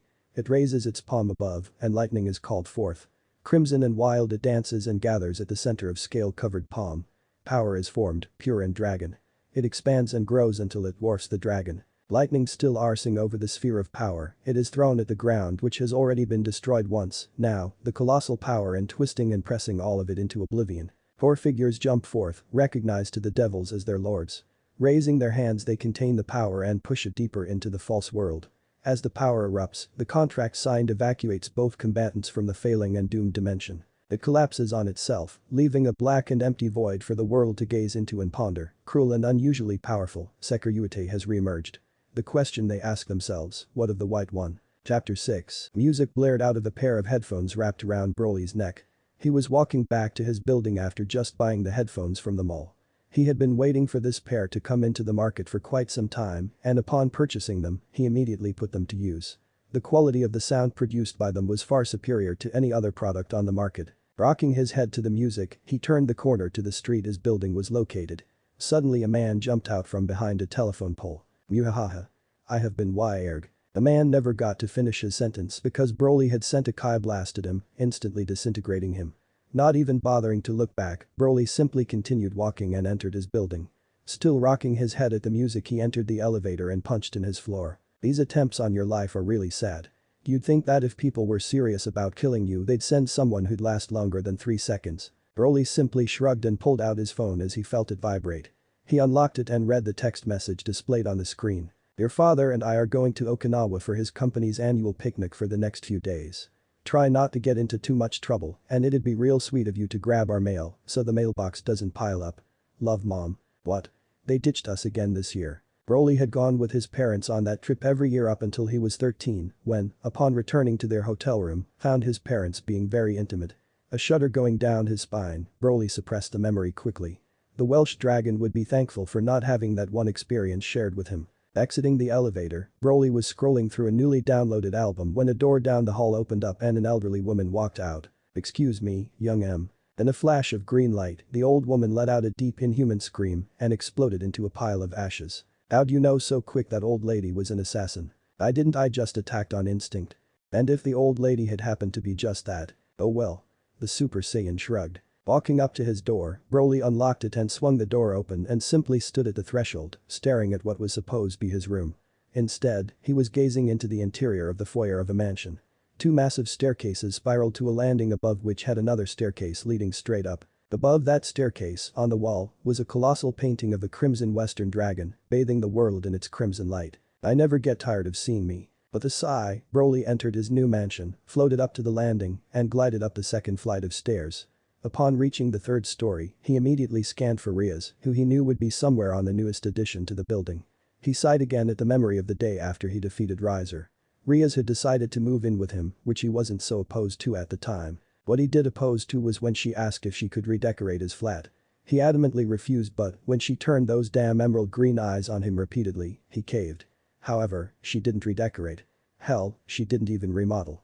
What she did do was destroy his flat and create a pocket dimension in its place several times the size of the apartment building. Over the course of the week, workers from the Gremory family had come in to consistently build the empty space into a mansion in Gothic style. Entering into the room where Rias was located, he noticed that it was being built into a game room and that one side of the room did not have a wall and opened up into an endless wide expanse of space.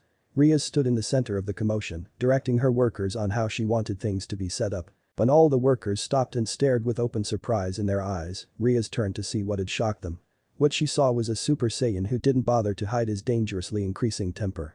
Laughing at his expression, she threw her arms around his neck and lightly kissed him. When his eyes narrowed, she laughed louder. "So what do you think?"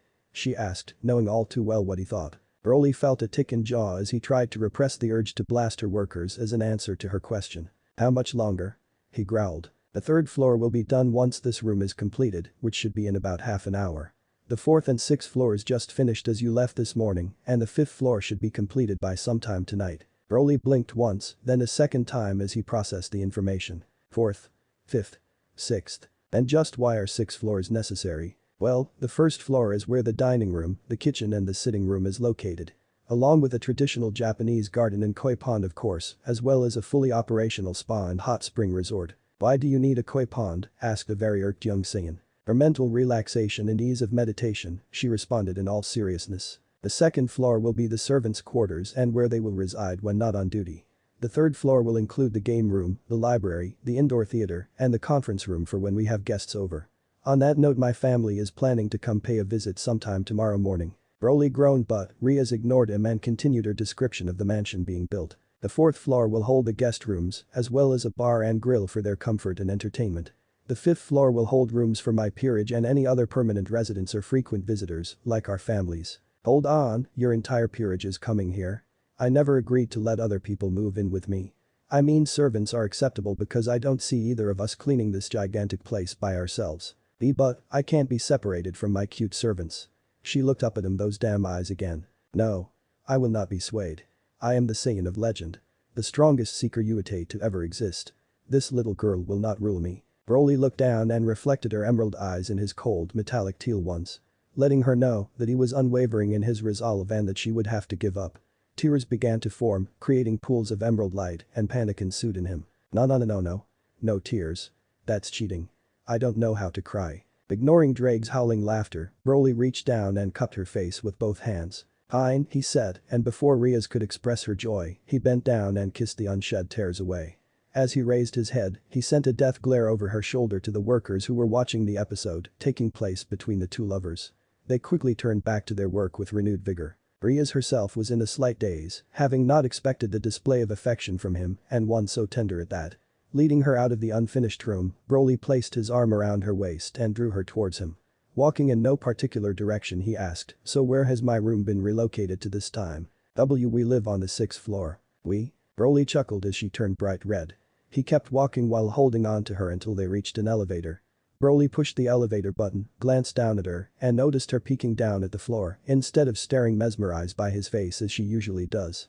The elevator doors opened and they slid inside. He pushed the button for the elevator doors to close, isolating the two of them off from the rest of the mansion. Spinning her around, he caught her so that her back was against him. He brought one hand up, slowly wrapping it around her throat and whispered in her ear, "You're hiding something from me." He could practically feel the blood rush up her neck to her cheeks. "And no, I meant not." He bit her ear and at the soft moan she let loose, his every predatory instinct kicked in. Tracing his lips down her neck he murmured against her skin, "Yes you are." Indulging himself, he swirled his tongue on her soft creamy skin before biting down hard. This time she moaned louder and brought her hand up to wrap it around his neck. Broly broke off his aggressive kiss and straightened. Turning, he punched in the glowing number 6, but when his hand rescinded, he noticed below the button labeled 1, there was another labeled B. "What's the basement for?" Rather than getting an answer, Rias looked up at him with surprise and anger on her face at his sudden ceasing of his affections. Broly raised an eyebrow and simply said, "What? You can't wait till we're in the bedroom, or are you telling me you actually want to do it in an elevator?" At his words, Rias turned the same shade of color as her hair and immediately broke eye contact with him. Laughing, Broly pulled Rias towards him and hugged her to him. Had he just laughed? Broly couldn't remember a time since he regained his memories that he laughed simply for the sake of laughing. He marveled at the change wrought in him. "Hard to believe how much I've changed in 1 week. No, in 1 night." The night Broly defeated Riser. Broly was in his room floating, staring up at the ceiling, listening to music. The match had ended and all hell had broken loose. After he had been evacuated from the collapsing dimension that he had destroyed, people were running amok and wild. Several had tried to kill him, some holding ancient grudges against the Welsh dragon, others simply wishing to remove the threat he posed. Needless to say, he was quickly surrounded by enemies. However, he felt that any casualties he might inflict would possibly come back to haunt him. After all, these were devils, not powerless beings whose lives held no consequence whatsoever. If he created any grudges towards him personally, well, they might not be able to anything about it now, but a century down the line was another story entirely, provided he lived that long. In order to deter them from attacking him, he had ascended far up into a red sky and powered up, releasing his Super Saiyan aura. Feeling the weight of his power had been enough for the once bloodthirsty devils to cower in fear. The silver-haired one, Graphia, had approached him, asked him to power down, and quietly come with her. Once she had taken him away from the frenzied crowd, she summoned a magic circle to teleport him out of the underworld, and he had happily obliged. Banishing such cumbersome thoughts from his head, he went to that vacant place in his mind, where only the music penetrated. That void of space created by the annihilation he so often left in his wake. He was familiar with this territory, comfortable with. It had been a habit of his in his previous life to drift off the vast emptiness of space after leaving a planet in ruin. He relished in the silence, in the brief belief he was all that was left in the universe. There was no screaming there. No crying Kakarot, no father barking orders, no victim shrieking and no planet roaring in its final moments. It was his greatest treasure, his most precious blessing, peace of mind. Yes, he was in peace. A rare phenomenon in his life of carnage and bloodlust. He loved the cold feeling it brought to him. It was like ice pouring into him and stilling the ever-expanding rage inside. He savored the feeling of his fiery blood turning into a frozen slush of plasma, cooling him from the inside. He floated there in his room, but in his mind he was floating on waves of cold nothingness. Only hours before he had been a raging battler bent on chaos and pain, but now he was still and calm. Yet, the calm did not last long. The waves of cold, black and empty, changed their depth and took new form. They became crimson and deep, rolling over him and flooding him with warmth, soft and velvet. The intrusion did not stop there, however, it began to expand, becoming emotions and thoughts he had held in check for the past 4 years. His eyes snapped open in frustration as realization hit him and understanding settled in. She is here. He glided down to the door and pulled it back. His eyes settled on the rich crimson locks, long and wild, as it hit her voluptuous and hypnotic form. He leaned into the doorway, silently looking at her, slowly taking in the side of her hair. The crimson hair rippled as she turned to him and locked her gaze with his. Broly winced inwardly, her eyes shone with innocence and concern, but there was a slight hint of censure that caught him off guard. Breaking their eye lock, she walked over to a side table and picked up a frame with a photo of him and his parents. It was taken 6 years ago, back when he had no memories of his past, back when he was human. She traced her fingers across the image of the younger him and then put it down with a sigh. Carefully examining her expression, he was surprised to see her eyes were sad and mournful, almost as if she had been pitying the child in that photo. Pity? Is that what she feels for me? Anger washed through him in that moment. He was already aggravated with himself for the feeling she induced him, now, he was discovering that what she felt was pity. His Saiyan pride, amplified with the inherent pride of a dragon, churned his anger and threatened to overcome his self-control. "Why are you here?" he asked, his voice cold and layered with ice. Her head snapped toward him, and he was more than a little amazed to see that her eyes, so soft and honey-glazed not a second ago, were now cold and remote, though they still held a touch of sorrow. Looking directly at him, she narrowed her eyes and put a hand on her hip to show her seriousness. "You shouldn't have done what you did." There was no soft caress in her voice now. The unmistakable steel of anger, cold and unyielding, replaced it. Standing there, she looked so beautiful to him in that one moment. The girl was gone. The one who followed his every movement with her eyes and shyly blushed at his gaze was nowhere to be seen. In her place was a woman, imperious and majestic in her fury. This was the true riasgremory, heiress to a proud and noble race. Regal and proud, she was a queen in every aspect. Need slammed into him hard. Hunger exploded. His instincts and hormones raging at the sight of the imperial beauty before him. He tilted his head, his eyes devouring her icy loveliness, and he responded, slowly forming his words. "I did as you asked. I beat the stupid bird in fair combat." Her eyes narrowed, she scowled as her anger spread from her eyes to her face, and he loved it. It was thrilling to see her like this. It was as if his ice managed to flow into her, as if she had entered into his frozen and empty void. "You did not," her voice was controlled and leveled, but a not so subtle iron was to be found in it. "You maimed and tore at him like a savage animal. You broke his mind and compelled terror into my people. A terror that they have not felt in thousands of years." Broly quit leaning on the doorway and slowly entered the dimly lit living room. Stalking her in a circle, he lowered his head and watched her, his eyes sparkling with a predator's glint. She refused to follow him, simply staring at the doorframe, which he had stood. "I am warrior and dragon. My only kindness is cruelty, my only mercy is swift death. I am not one of your servants to cuddle and dote on. The moment that you accepted for me to battle on your behalf, you knew exactly what that useless idiot would go through. Do not pretend otherwise." Turning to meet his gaze, she gave a cold laugh and said, "You're deluded." He stooped moving, his eyes locked with hers. "I see the real you. Ever since that first day I felt you. You may wear your power filled with aggression and rage, but all I see is a piece of armor to shield you from yourself. I can feel all your sadness, your guilt at Lucifer knows what, but I know it's there. Warrior. Dragon. Please, you're just a coward." A snarl erupted from his chest. His Kai unleashed, the walls cracked, and the floor groaned in protest of the crushing power. His fury swirled around him, volcanic and black. "Don't test me, devil," he snarled. "You have no idea what I'm capable of." Seeing her smirk at his response further infuriated at Broly, but before he completely lost control himself he powered down. Breathing deeply, he continued to glare at her. "What? Aren't you going to blast me?" Contempt and scorn dripping in her voice. "I mean, it's what you do, isn't it? When something hits a little too close to home you lose yourself in rage in an attempt to destroy the cause of discomfort, hoping to forget it once it's gone." Now she had crossed the line. Knowing he didn't need to blast her to kill her, he reached out intending to crush her skull, but at that moment a deep red light enveloped his arm and something flashed through him. He stared at his arm, turning it over, and noticed a small scorch mark on the center of his palm. Glancing back up at Ria's, he saw that her own hand was enveloped in that same crimson aura. Surprised. "I analyzed your power and found it was very similar to that of dragons, very fitting considering what you are. You use high-density energy stored in your body and manifest it in elevated levels of concentration. It's based on your own inner energy. Basically life energy. But my power of destruction is taken from negative energy derived from unharvested death energies in the natural world, which is anathema to your power and further amplified by my demonic magic. Though you far outpower me, I can still leave a nasty scratch." Broly, however, was completely ignoring Ria's as he was preoccupied with the momentary flash that had trekked through his body. He had never felt such a tremor in his entire time on this world. Immersing himself in this adamant mystery, he called upon his memories from his previous life. There he found the answer, one that, for the majority of that life, had been an atypical experience for him. "Pain, I just felt pain." Rias didn't want to hurt him, but she knew that it was the only way to get him to stop. She did not show it on her face yet, at that moment the look in his eyes terrified her. She saw the cold relentless promise of death and knew that he would have killed her in that moment, but that wasn't what motivated her. It was what lied beneath merciless death that stirred the deepest element of her soul and compelled her to act.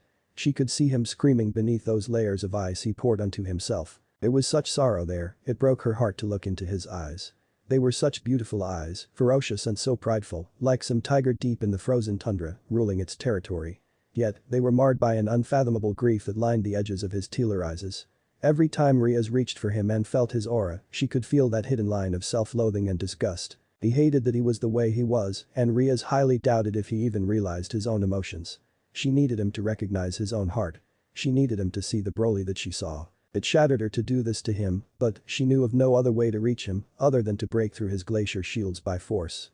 Steeling herself once again, she spoke in harsh and frozen terms. Surprised. I analyzed your power and found it was very similar to that of dragons, very fitting considering what you are. You use high-density energy stored in your body and manifest it in elevated levels of concentration. It's based on your own inner energy. Basically life energy. But my power of destruction is taken from negative energy derived from unharvested death energies in the natural world, which is anathema to your power and further amplified by my demonic magic. Though you far outpower me, I can still leave a nasty scratch. She had sounded arrogant and haughty so that he would get riled up, but it seemed to her that he had ignored her for the most part. He simply stood there staring down at his arm, paying her no heed. However, his eyes had changed. No longer consumed with fury, he looked to be in deep trance, as if recalling some lost dream.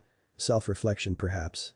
Could she have gotten through to him? Suddenly he dropped his arm and stared directly at her. Uh-oh. Broly looked a completely different person now, and his eyes had some new feeling to them that greatly unsettled her. No longer was there cold death, no burning rage, nor was there a silent reverie. The look he gave her was a smoldering one, an insatiable hunger that threatened to draw everything into abysmal metallic teal. Rias backed up as Broly came forward with unknown purpose. Every step he took forward she took back. She kept going until she hit the small table against the wall with a picture of him and his family. He leaned closer and she saw herself in his eyes, terrified and scared. Frowning into the depths of his eyes, that smoldering gaze led into an inferno, roaring and raging, threatening to devour everything in its path. She remembered how Asia though him the angel of death, merciless and cold. Was there mercy in his eyes now? No, but they were hardly cold. Surely, this was one of those punishers who stood firm in the blaze of hell, torturing and ripping screams from their charges. MMMNNNGHHHH. He had kissed her then, rough and passionate. Rias struggled to get away from him, even going so far as to bring the power of destruction to her hands and pushing at the wall of his chest. However, he was not to be denied. She felt her hand slam into the wall behind her and then both her wrists shackled by his hands. He broke the kiss and she gasped for air as her oxygen-deprived lungs burned, but before she could catch her breath, he attacked her throat, covering it with small kisses and nipping at it with his teeth. He moved both her hands to above her head and grasped both of them in one hand, then, with the other, he ripped her blazer and blouse off in one motion, revealing her full ample breasts covered in black lace. Broly stopped IMMNGHHH. Before Rias could fully voice her protest, he once again kissed her roughly. His tongue, swirling and stroking hers, drove her to the brink of sanity. This time it was she who broke from the kiss as his hand had reached beneath her lace and onto her breast. She moaned as he fondled her aggressively and slowly began to trail his kisses lower and lower past her collarbone. Tears began to stream her face as she groaned in a fusion of mental anguish and physical pleasure. "Broly," she breathed. It was all she managed to say, but her tone must have held something in it because he had ceased his assault and had raised his head to look at her. She couldn't bring herself to look at him, but when she looked away, he cupped her face in both hands and forced her to look at him. She looked deep into his eyes and saw that inferno once again, but as she looked into it, she saw the flames dance in response to her gaze. She looked at his face completely now, his angular face was not harsh and cruel like those of an avenging angel. No, they had softened and looked pained, almost as if he was in grief. Then, slowly, he bent down and kissed the tears flowing down her cheeks. Following the wet trail her tears had left behind, she felt him skim up her cheeks, and as she closed her eyelids, she felt him kiss those too. He was being so infinitely tender with her when moments before, he was practically raping her that it left her thoroughly shocked. As he drew back, she caught note of his eyes again. The inferno still raged, greater than ever now, desire and hunger openly on his face, but there was concern there as well. It was then that it hit her. The fire blazing in his eyes was not out of anger. It's love. He loves me. Not knowing how to voice his emotions, he was displaying his love through his body and actions. Rias stared in open wonder at Broly as the concern on his face quickly overpowered the other emotions and rapidly transformed into hurt. He was grieving at the thought of having hurt her. Seeing the hurt so openly on him, Rias could not control herself. She threw her arms around his neck and pulled him to her chest as she cradled his head. Holding him for a moment, she slowly raised his head and initiated a kiss for the first time this night. It was slower and tamer than the ones he had given her earlier, but there was more satisfaction in it as the two finally managed to understand one another. She exclaimed in surprise when he had picked her up, but she wrapped her arms around him and nuzzled his neck. As he carried her to his room, she bit down hard on his neck and smiled inwardly as he sharply inhaled in pain. This was her little revenge for the way he had roughly treated her. His power rose for a second, and the lamp that lit the room shattered. Now, the only light source was the pale moonlight coming in through the sizable window. As he set her down on his bed, she saw him casually rip his slightly singed t-shirt off. Now her eyes burned with hunger as they roamed over his upper body. Each muscle was finely defined and looked to be cut from stone. She set her hands on the smooth muscles of his stomach and gingerly traced her way up to the slight reddening in the shape of her hands that marred his perfectly sculpted chest. A small frown creased her eyebrows as she realized that she had hurt. Standing on her knees, she brushed her lips across the wounds and felt him shiver. Rias reveled in the fact that she could make such a powerful being feel this way. Taking him by the hand, she sat him on the bed while she got up. Turning around, she gave him a seductive smile and took both of his hands and brought them to her back where her bra strap was located. She shook her head as he unhooked her bra and let fall to the floor, letting her crimson hair fly and settle over her breasts, denying him just a little longer. She smiled as he growled in response to her teasing and turned away from him. Swaying her hips, she trailed her hands down her arms, onto her sides, over her stomach and stopped over her skirt. Tugging the skirt and shaking her hips, she let it fall to the floor, leaving her black lace undergarments exposed. Sitting back into his lap, Rias leaned into Broly. Hooking an arm behind his head, she drew him into a slow and velvet kiss. Immersing herself in his mouth, she failed to notice his hand sliding through the curtain of her hair and onto her breasts. She jerked away from their kiss and let out a loud moan as he rolled her nipples between his fingers. She bit her lip as endless wave after wave of pleasure crashed through her. Finally releasing her, he crossed his arms over her breasts and hugged her to him. She leaned into his hug and trailed kisses along his jaw. Then lifting her leg, she removed her sock, then did so with the next. Twisting in his arms, she tried to push down the wall of mass that was his body, but he simply chuckled at her futile efforts. He put her on the bed, looked down at her, and marveled at the beauty of her cream skin against the taint of moonlight. As he levitated his legs off the bed and tore his jeans off, Rias had a hint of laughter creep into her eyes.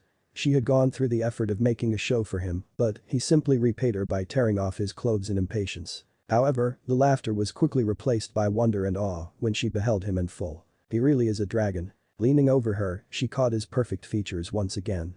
An angular face on the verge of manhood but still marked by boyish features. Fiery eyes, a hard teal color and blonde locks, disheveled and fierce. She raised a palm to his face and cupped his cheek. It was smooth yet the flesh was hard and unyielding. He closed his eyes and turned his face so that his lips met her fingers. Slowly he skimmed his lips down her palm to wrist where he gave a kiss. He continued to the inside of her elbow and down to her shoulder. She was breathing heavily now, waiting in churning anticipation for him. He lowered his lips past her clavicle and into her cleavage. Here he stopped and took one breast into her mouth while the other into his hand. She moaned and gasped in pleasure as he sucked and flicked her nipple with her tongue and rolled the other with the palm of his hand. He continued his slow torture until she cried out in ecstasy and lay panting in her pleasure. Raising his head, he locked gazes with her and trailed his hand down her breast over her smooth flat stomach to the beginning of the black silk barrier that protected what he desired. Inserting a finger below the lace, he ripped at it and flung it away. Positioning himself, he looked into her eyes and searched for the trust he so desperately needed. Upon finding it, he brought his arms to her hips and raised her, then leaned in close to her. She raised herself and intertwined her fingers behind his neck. Slowly, she brought her lips closer to his and just as they touched, he surged forward. Chapter 7. Broly twisted his body in mid-air, dodging several energy spheres hurtling towards him. He did not need to dodge as the attacks were too weak to actually hurt him, but he did not want to damage his clothes, which he was rather fond of. Brushing his faded gray jeans off, Broly inspected his white full-sleeved t-shirt. Satisfied that there was no damage, he turned his attention toward his attackers. "You've got to be kidding me." Broly stared at the assailants with a look on his face that would make anyone burst out laughing. No matter how hard his brain tried to process the information it was receiving from his eyes, it kept resulting in Broly staring slack-jawed. There were 6 of them, round and furry, dressed in classical ninja outfits, and had swords drawn and shuriken ready to be thrown. Ahahahaha. Now I've seen it all. Hahaha. Ninja pandas. Oh, this is righteous. I've been in this world millennia and it never ceases to amaze me. Hahaha. They can't be serious, these things belong in some freak show zoo. Maybe they're gonna try and sit on us. Hahahaha. Hey partner W, we might actually die of laughter. Hahahaha. The pandas then chose to make their move and rush toward Broly. Using his unrivaled speed, Broly appeared behind the assailant farthest from him and before the large fuzzball could react, he grabbed its head and yanked. The other 5 turned around at the sound of their comrade's neck being snapped. Not giving them time to recover from their momentary shock, Broly struck with quick lethality. Once all 6 bodies littered the ground, maimed and bloodied, he began to float away from the scene of carnage. However, upon hearing the ragged breathing that marked a survivor, he turned back around and headed for the still-flowing Kai. The still-breathing panda bear had scorch marks all over its body and a nasty fist-sized hole in its stomach. Ah huff huff, it doesn't matter, there will be more. Huff huff. The man who wants you dead is too powerful for even you. Sekiryuutei. The entire time the creature was speaking, Broly was flinching at its voice. It was high-pitched and sounded like something from a young girl's doll. And just who is this person? It doesn't matter, you're dead anyways, plus, I never give Huff client info. We'll see. Broly's hand descended to the dying panda's face. As the night grew colder, the shrill screams of a creature in obvious torture filled the hollow world. Ria's pav, where is he? Ugh. He promised he wouldn't ditch. Rias looked up and smiled nervously at the people seated across from her. Her father, mother and Grafia were all sitting on a sofa directly across from her, while Surziches had taken to an armchair perpendicular to them. Her mother was nearly an identical clone to her, save for her brown hair and slightly older appearance. Her father, on the other hand, she looked nothing like. The head of the Gremory family had both his children take after his wife, however, they both inherited his trademark crimson hair. They all sat in simple silence and impatience of the arrival of the owner of the sitting room, which they were using. It was the Crimson Lucifer who broke the silence. Rias, it doesn't seem as if the Sekiryuutei is coming. Why don't we all return home and discuss things there, comfortably? Before Rias could respond to her brother, her father began to speak. Patience, Surziches. He will come. This is his home after all.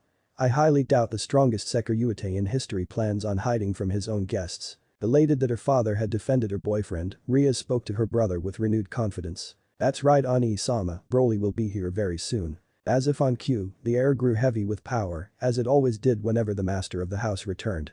She glanced at her parents and saw them exchange an unreadable look. She could only imagine what was going through their minds as the oppressive presence became stronger and stronger as it made their way towards them. The doors to the sitting room drifted open and in glided Broly, looking passive and remote. Ria stared transfixed, as she always did when he entered any room. He seemed to fill the room with his presence and turned the entire world the flavor of his mood. And currently it was a hostile one. She recognized that he saw strangers in his home and that his instincts would label all of her family as potential threats. That's how he saw the world, targets and bigger targets. They all rose to greet him, but Rias realized that he first needed to lose the heavy presence that was barely being contained and would inevitably crush her family. In an effort to break the ice, she began to introduce her family. This is my family, my parents, Lord and Lady Gremory, my brother, Surziches Lucifer, and his wife Grafia, who you already met. Broly's eyes followed Ria's hand as she gestured to her family, and at the mention of her brother's name, he stopped and stared at him with narrowed eyes.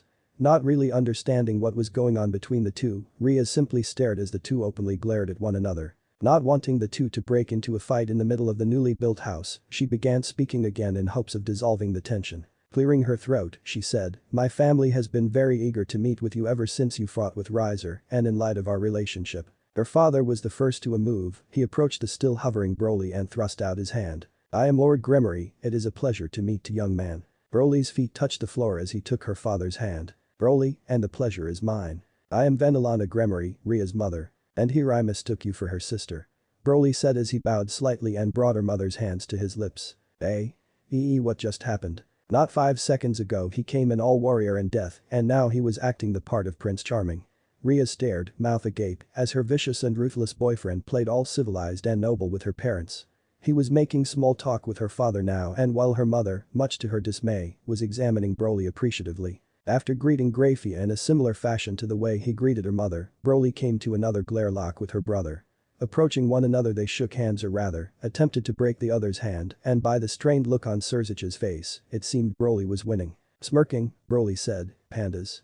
Really? Everyone else looked on in confusion, obviously, the strange question had meant something, as Surzich's eye was twitching and he was laughing nervously while massaging his hand. However, when neither man pursued the question further they all decided to let the matter fall. Motioning the others to take their seats, Broly led Rias to the sofa where she had been previously sitting and sat them down, draping his arm over her shoulders. Not knowing what was going through his mind, she glanced up at him, trying to discern hid thoughts. He looked down at her, eyes solemn yet, retaining their warrior-like edge. He leaned over and grazed her temple with a light brush of a kiss. Rias blushed madly, the open affection in front of her family being completely unexpected and made all the more uncomfortable by her mother's look of adoring approval and her brother's venom-filled eyes. Rias felt his chest vibrate in amusement as Broly suppressed his laughter at their reactions. I apologize for the delay, but I had some unexpected business that demanded my attention. Now, Rias tells me that you have been wishing to meet with me for quite some time. I understand that my display in the underworld was rather flamboyant, thus I expect that you are somewhat curious about me as I am now involved with Rias. Therefore, please, ask of me whatever you wish. Rias stared at him in open shock. He was talking firmly but with every civility and politeness etiquette could demand. What's gotten into him? This was not a Broly. Her Broly was all raging fire surrounded by thick glacial walls. His was an overwhelming presence that suffered no challenge and smothered attempts at flattery. This Broly was charming and courteous and was acting perfectly human. Her father cleared his throat and began to speak. I must know, to fully fulfill my role as father, what are your intentions towards my daughter? You will have to elaborate, Lord Gremory. However, it was not the lord but, rather, the lady of the house who responded to Broly's question. You played a vital role in nullifying Ria's engagement to the young man of the Phoenix family, and you are openly affectionate with her. To wit, do you love her? Looking back at Broly, what she saw there made her want to cry. His eyes had taken on that pained look he only revealed in their lovemaking. She knew that he loved her, but the question was, did he? He fully leaned his head back, stared at the ceiling, and let out a sigh. She saw that he closed his eyes and knew that he was seeking inwards the answer to the question he himself so desperately wanted to know. She leaned into him, burying face against his chest. The sound of his strong heart thumping against her cheeks was oddly comforting to her. I don't know, he whispered. She looked up at him to find that he was staring down at her intently. Rias fully understood what he meant. He was unsure of himself, his emotions beyond his grasp. What? Rias, startled, turned from Broly to see that Serziches had risen to his feet and had his face contorted with anger. Asshole. What do you mean you don't know? Are you just playing around with my baby sister? Lucifer demanded. Rafia decided to intercede at this point. Serziches, calm yourself. You're embarrassing all of us. Rafia, this PSO. Serziches, if you continue this tirade I will be forced to do that tonight. The silver-haired beauty said darkly. Serziches visibly paled and his anger washed away instantly as he stared in open horror at his wife. Why you can't be serious? Asked the shaking Satan now seated. Try me.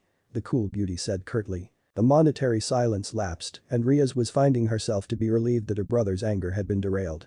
She also realized, shamefully, she felt relief at that Broly had not outright said no in an attempt to keep his pride in front of these relative strangers. Here he is, basically subjugating himself to an interrogation, and I'm doubting him. You will have to explain to me what imply by saying that you are unaware of your own feelings.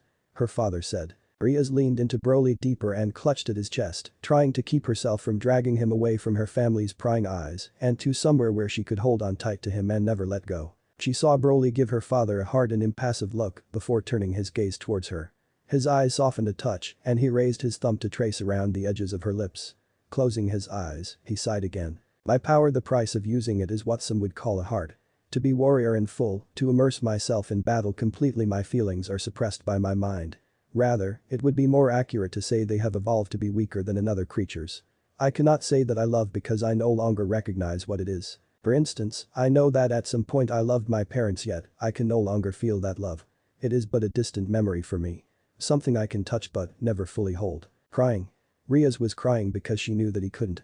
The Gremory family is an exceptionally affectionate clan by the devil's standards and here he is, telling them he is exactly opposite of them. Their emotions are strong and they fully embrace them. His are but hollow vessels, barely held aloft. Lady Gremory, who had unshed tears in her eyes, sniffed as she looked at the young man.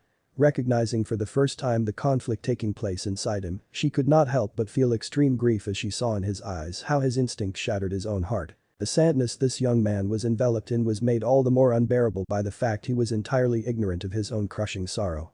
She felt as if she was looking at a helplessly lost child and wanted to crush him to her chest. Lord Gremory then spoke. Forgive me, it is not my intention to make you out to be some sort of manipulating schemer. I simply need to know for the sake of my daughter. Understandable, now what do you wish to ask of me next? Actually, this next question is for my daughter. Turning toward her, Lord Gremory asked something that had been on his mind since the revelation of Broly being the Sekiryuutei. If you love him, why haven't you reincarnated him? Surely you wish to stay with him through the millennia. You well. Broly ended up answering for her. Rias is incapable of reincarnating me. Simply put, she's too weak. Rias hung her head in embarrassment. She shouldn't be surprised.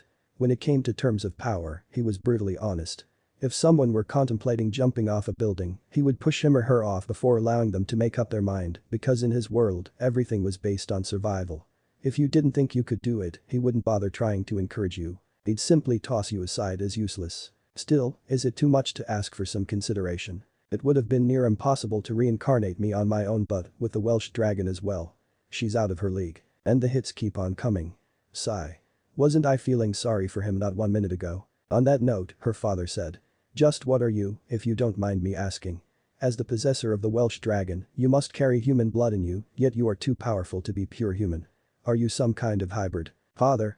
Dear. Mother and daughter cried out indignantly at the same time. Ah. I'm terribly sorry, that was incredibly crass of me to say so. Please forgive me, I tend to get carried away in my curiosity. Broly was not paying attention at all to her father's apology, instead, he seemed to be running something through his head. Would you believe me if I said I'm not human whatsoever? In fact, would you believe me if I said that I'm not from this world at all?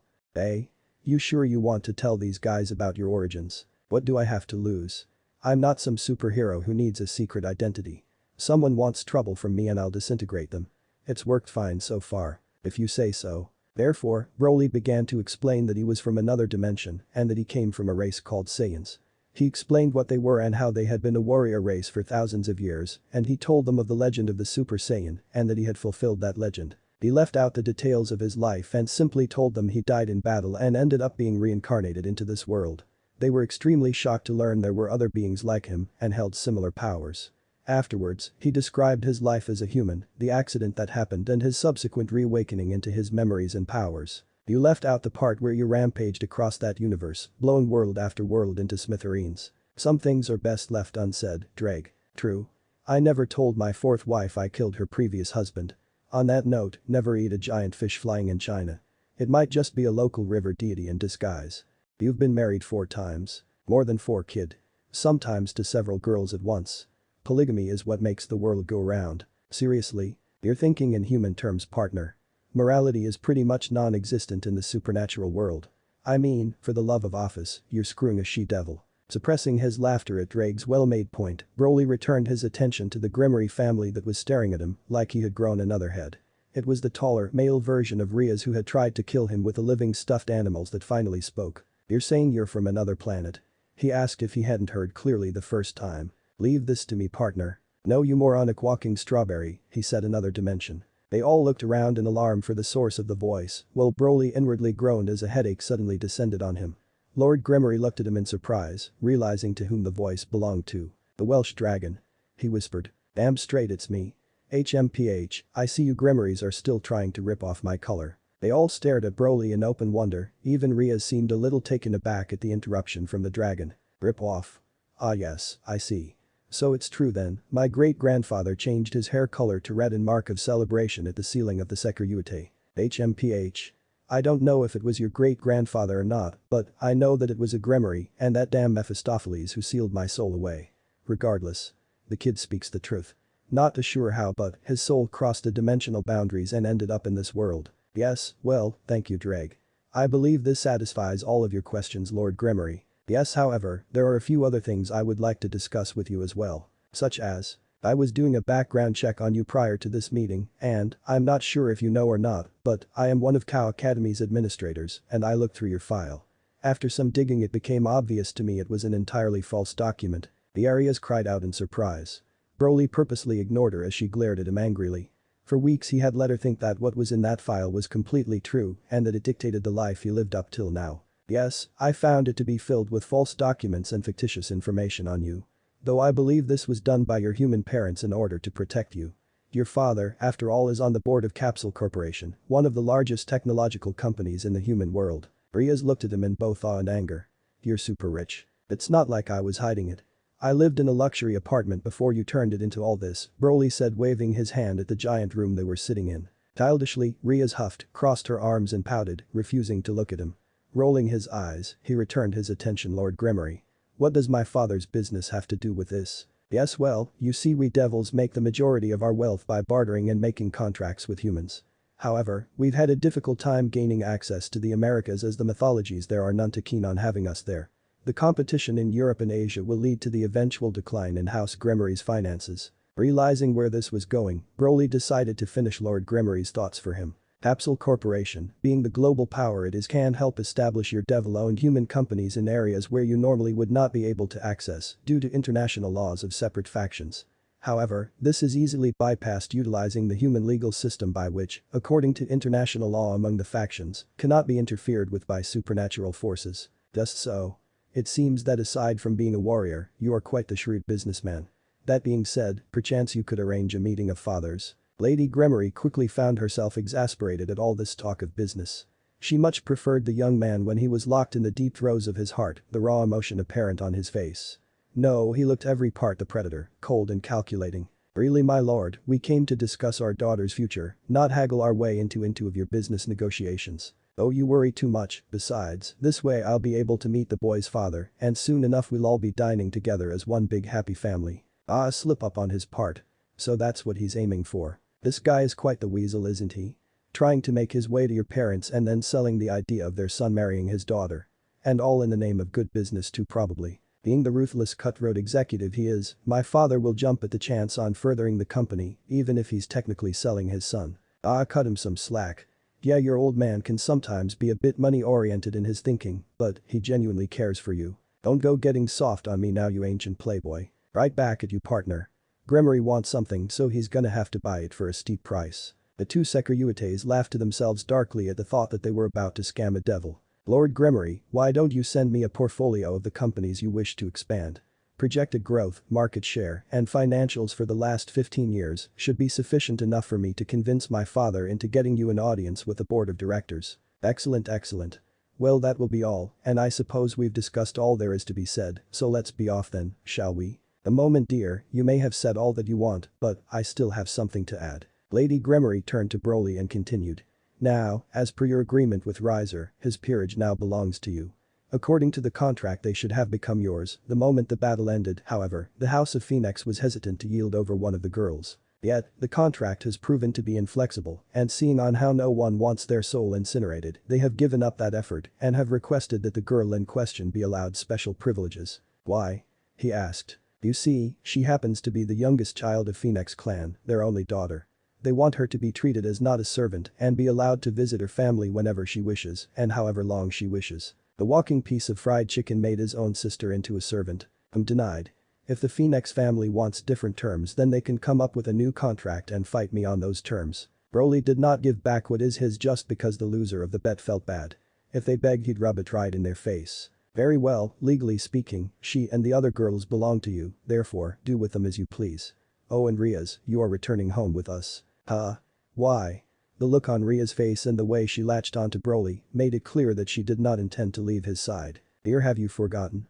Tomorrow marks the beginning of the Dread Moon Drift. Face-palming herself, Rias muttered under her breath, and Broly only heard due to his incredibly sensitive Saiyan hearing. Damn, I forgot. Dread Moon Drift? He asked. Rias was the one who answered him. Once a year in the underworld, the moon there becomes pitch black. Females of the Gremory family perform rituals during the week-long period the black moon is out. Non-magic rituals though, simply traditional. You'll be gone the week then? Don't worry, I'll call 5 times a day and make sure the others will be moving in soon, so you won't feel lonely. I'm going to have 15 beautiful girls to entertain me, so I doubt I'll be lonely, he said dryly. The look she gave him was priceless. You'd have thought he slapped her with the look she was giving him. Well then. I guess this is goodbye. As she began to sink into her red magic circle, he smirked. For now. One by one the Gremory family disappeared. Broly turned towards the door to find that it was blocked. One of the Gremorys had decided to stay behind. It was the male clone of Rias. What was his name? Sir Mix-a-Lot. Hey. This strawberry cracker got nothing on Swass. The man approached, with a hard glint in his eye. There was obvious anger etched on his face, and Broly prepared himself for a battle against the strongest person he had encountered on this planet so far. This might actually be fun. As he got closer, his eyes slowly began to widen and moisten over. His lower was quivering, and he sniffled uncontrollably so much that Broly, for the first in either life, took a step back. Suddenly, in loud wail, he threw himself onto Broly and began sob and weep hysterically. Neither Drake nor Broly had any inkling on what just happened and simply stood there dumbstruck. Broly could only look on in horror as the Rias clone cried wildly into his shoulder. Broly realized that it was attempting to say something, but he could only discern one word through all the sobbing. Riatan. The sobbing stopped momentarily and the red head slightly lifted off his shoulder. Sighing in relief, Broly quickly turned the sigh into a groan as the clone tightened its embrace and began wailing with new vigor and volume. Damn, Lucifer must be rolling in his grave. This crybaby is his successor. I almost feel bad for killing him. You never told me you killed the original Lucifer. I didn't actually kill him so much as that he died from the wounds I gave him, so yeah, technically I killed him. So what do we do about this one? No idea, but this gives completely new meaning to the phrase devil may cry. Great game by the way. Be serious Drag. What do you want me to say? Kill the guy because he's crying his eyes out. Deciding enough is enough, Broly yanked the crying Satan off him by the collar and dangled him in midair. Still wailing loudly, he was immediately silenced by Broly's hand making contact with his face, which resulted in a rather loud boom that shook the walls and furniture. Dude, you just bitch slapped Lucifer. Listen up you retarded ass Con. Your sister ain't exactly a little kid anymore. She doesn't need you to hold her hand and make every decision for her. I'll be doing that from now on. And if you got a problem with it I'll happy to plant your face into the floor and rip you apart. Get it? Nice speech partner, but I think you knocked him out when you treated him like your bitch. Oh. Shrugging, Broly threw the Satan's unconscious body to the floor and purposely stepped on it on his way to the door. Time for dinner. What you in the mood for Drag? Let me know in the comments below if you guys want the next part. Also check out my other video that has been shown and left. Thank you for watching. If you enjoyed this video please like and share this video. And have a fantastic day. Bye.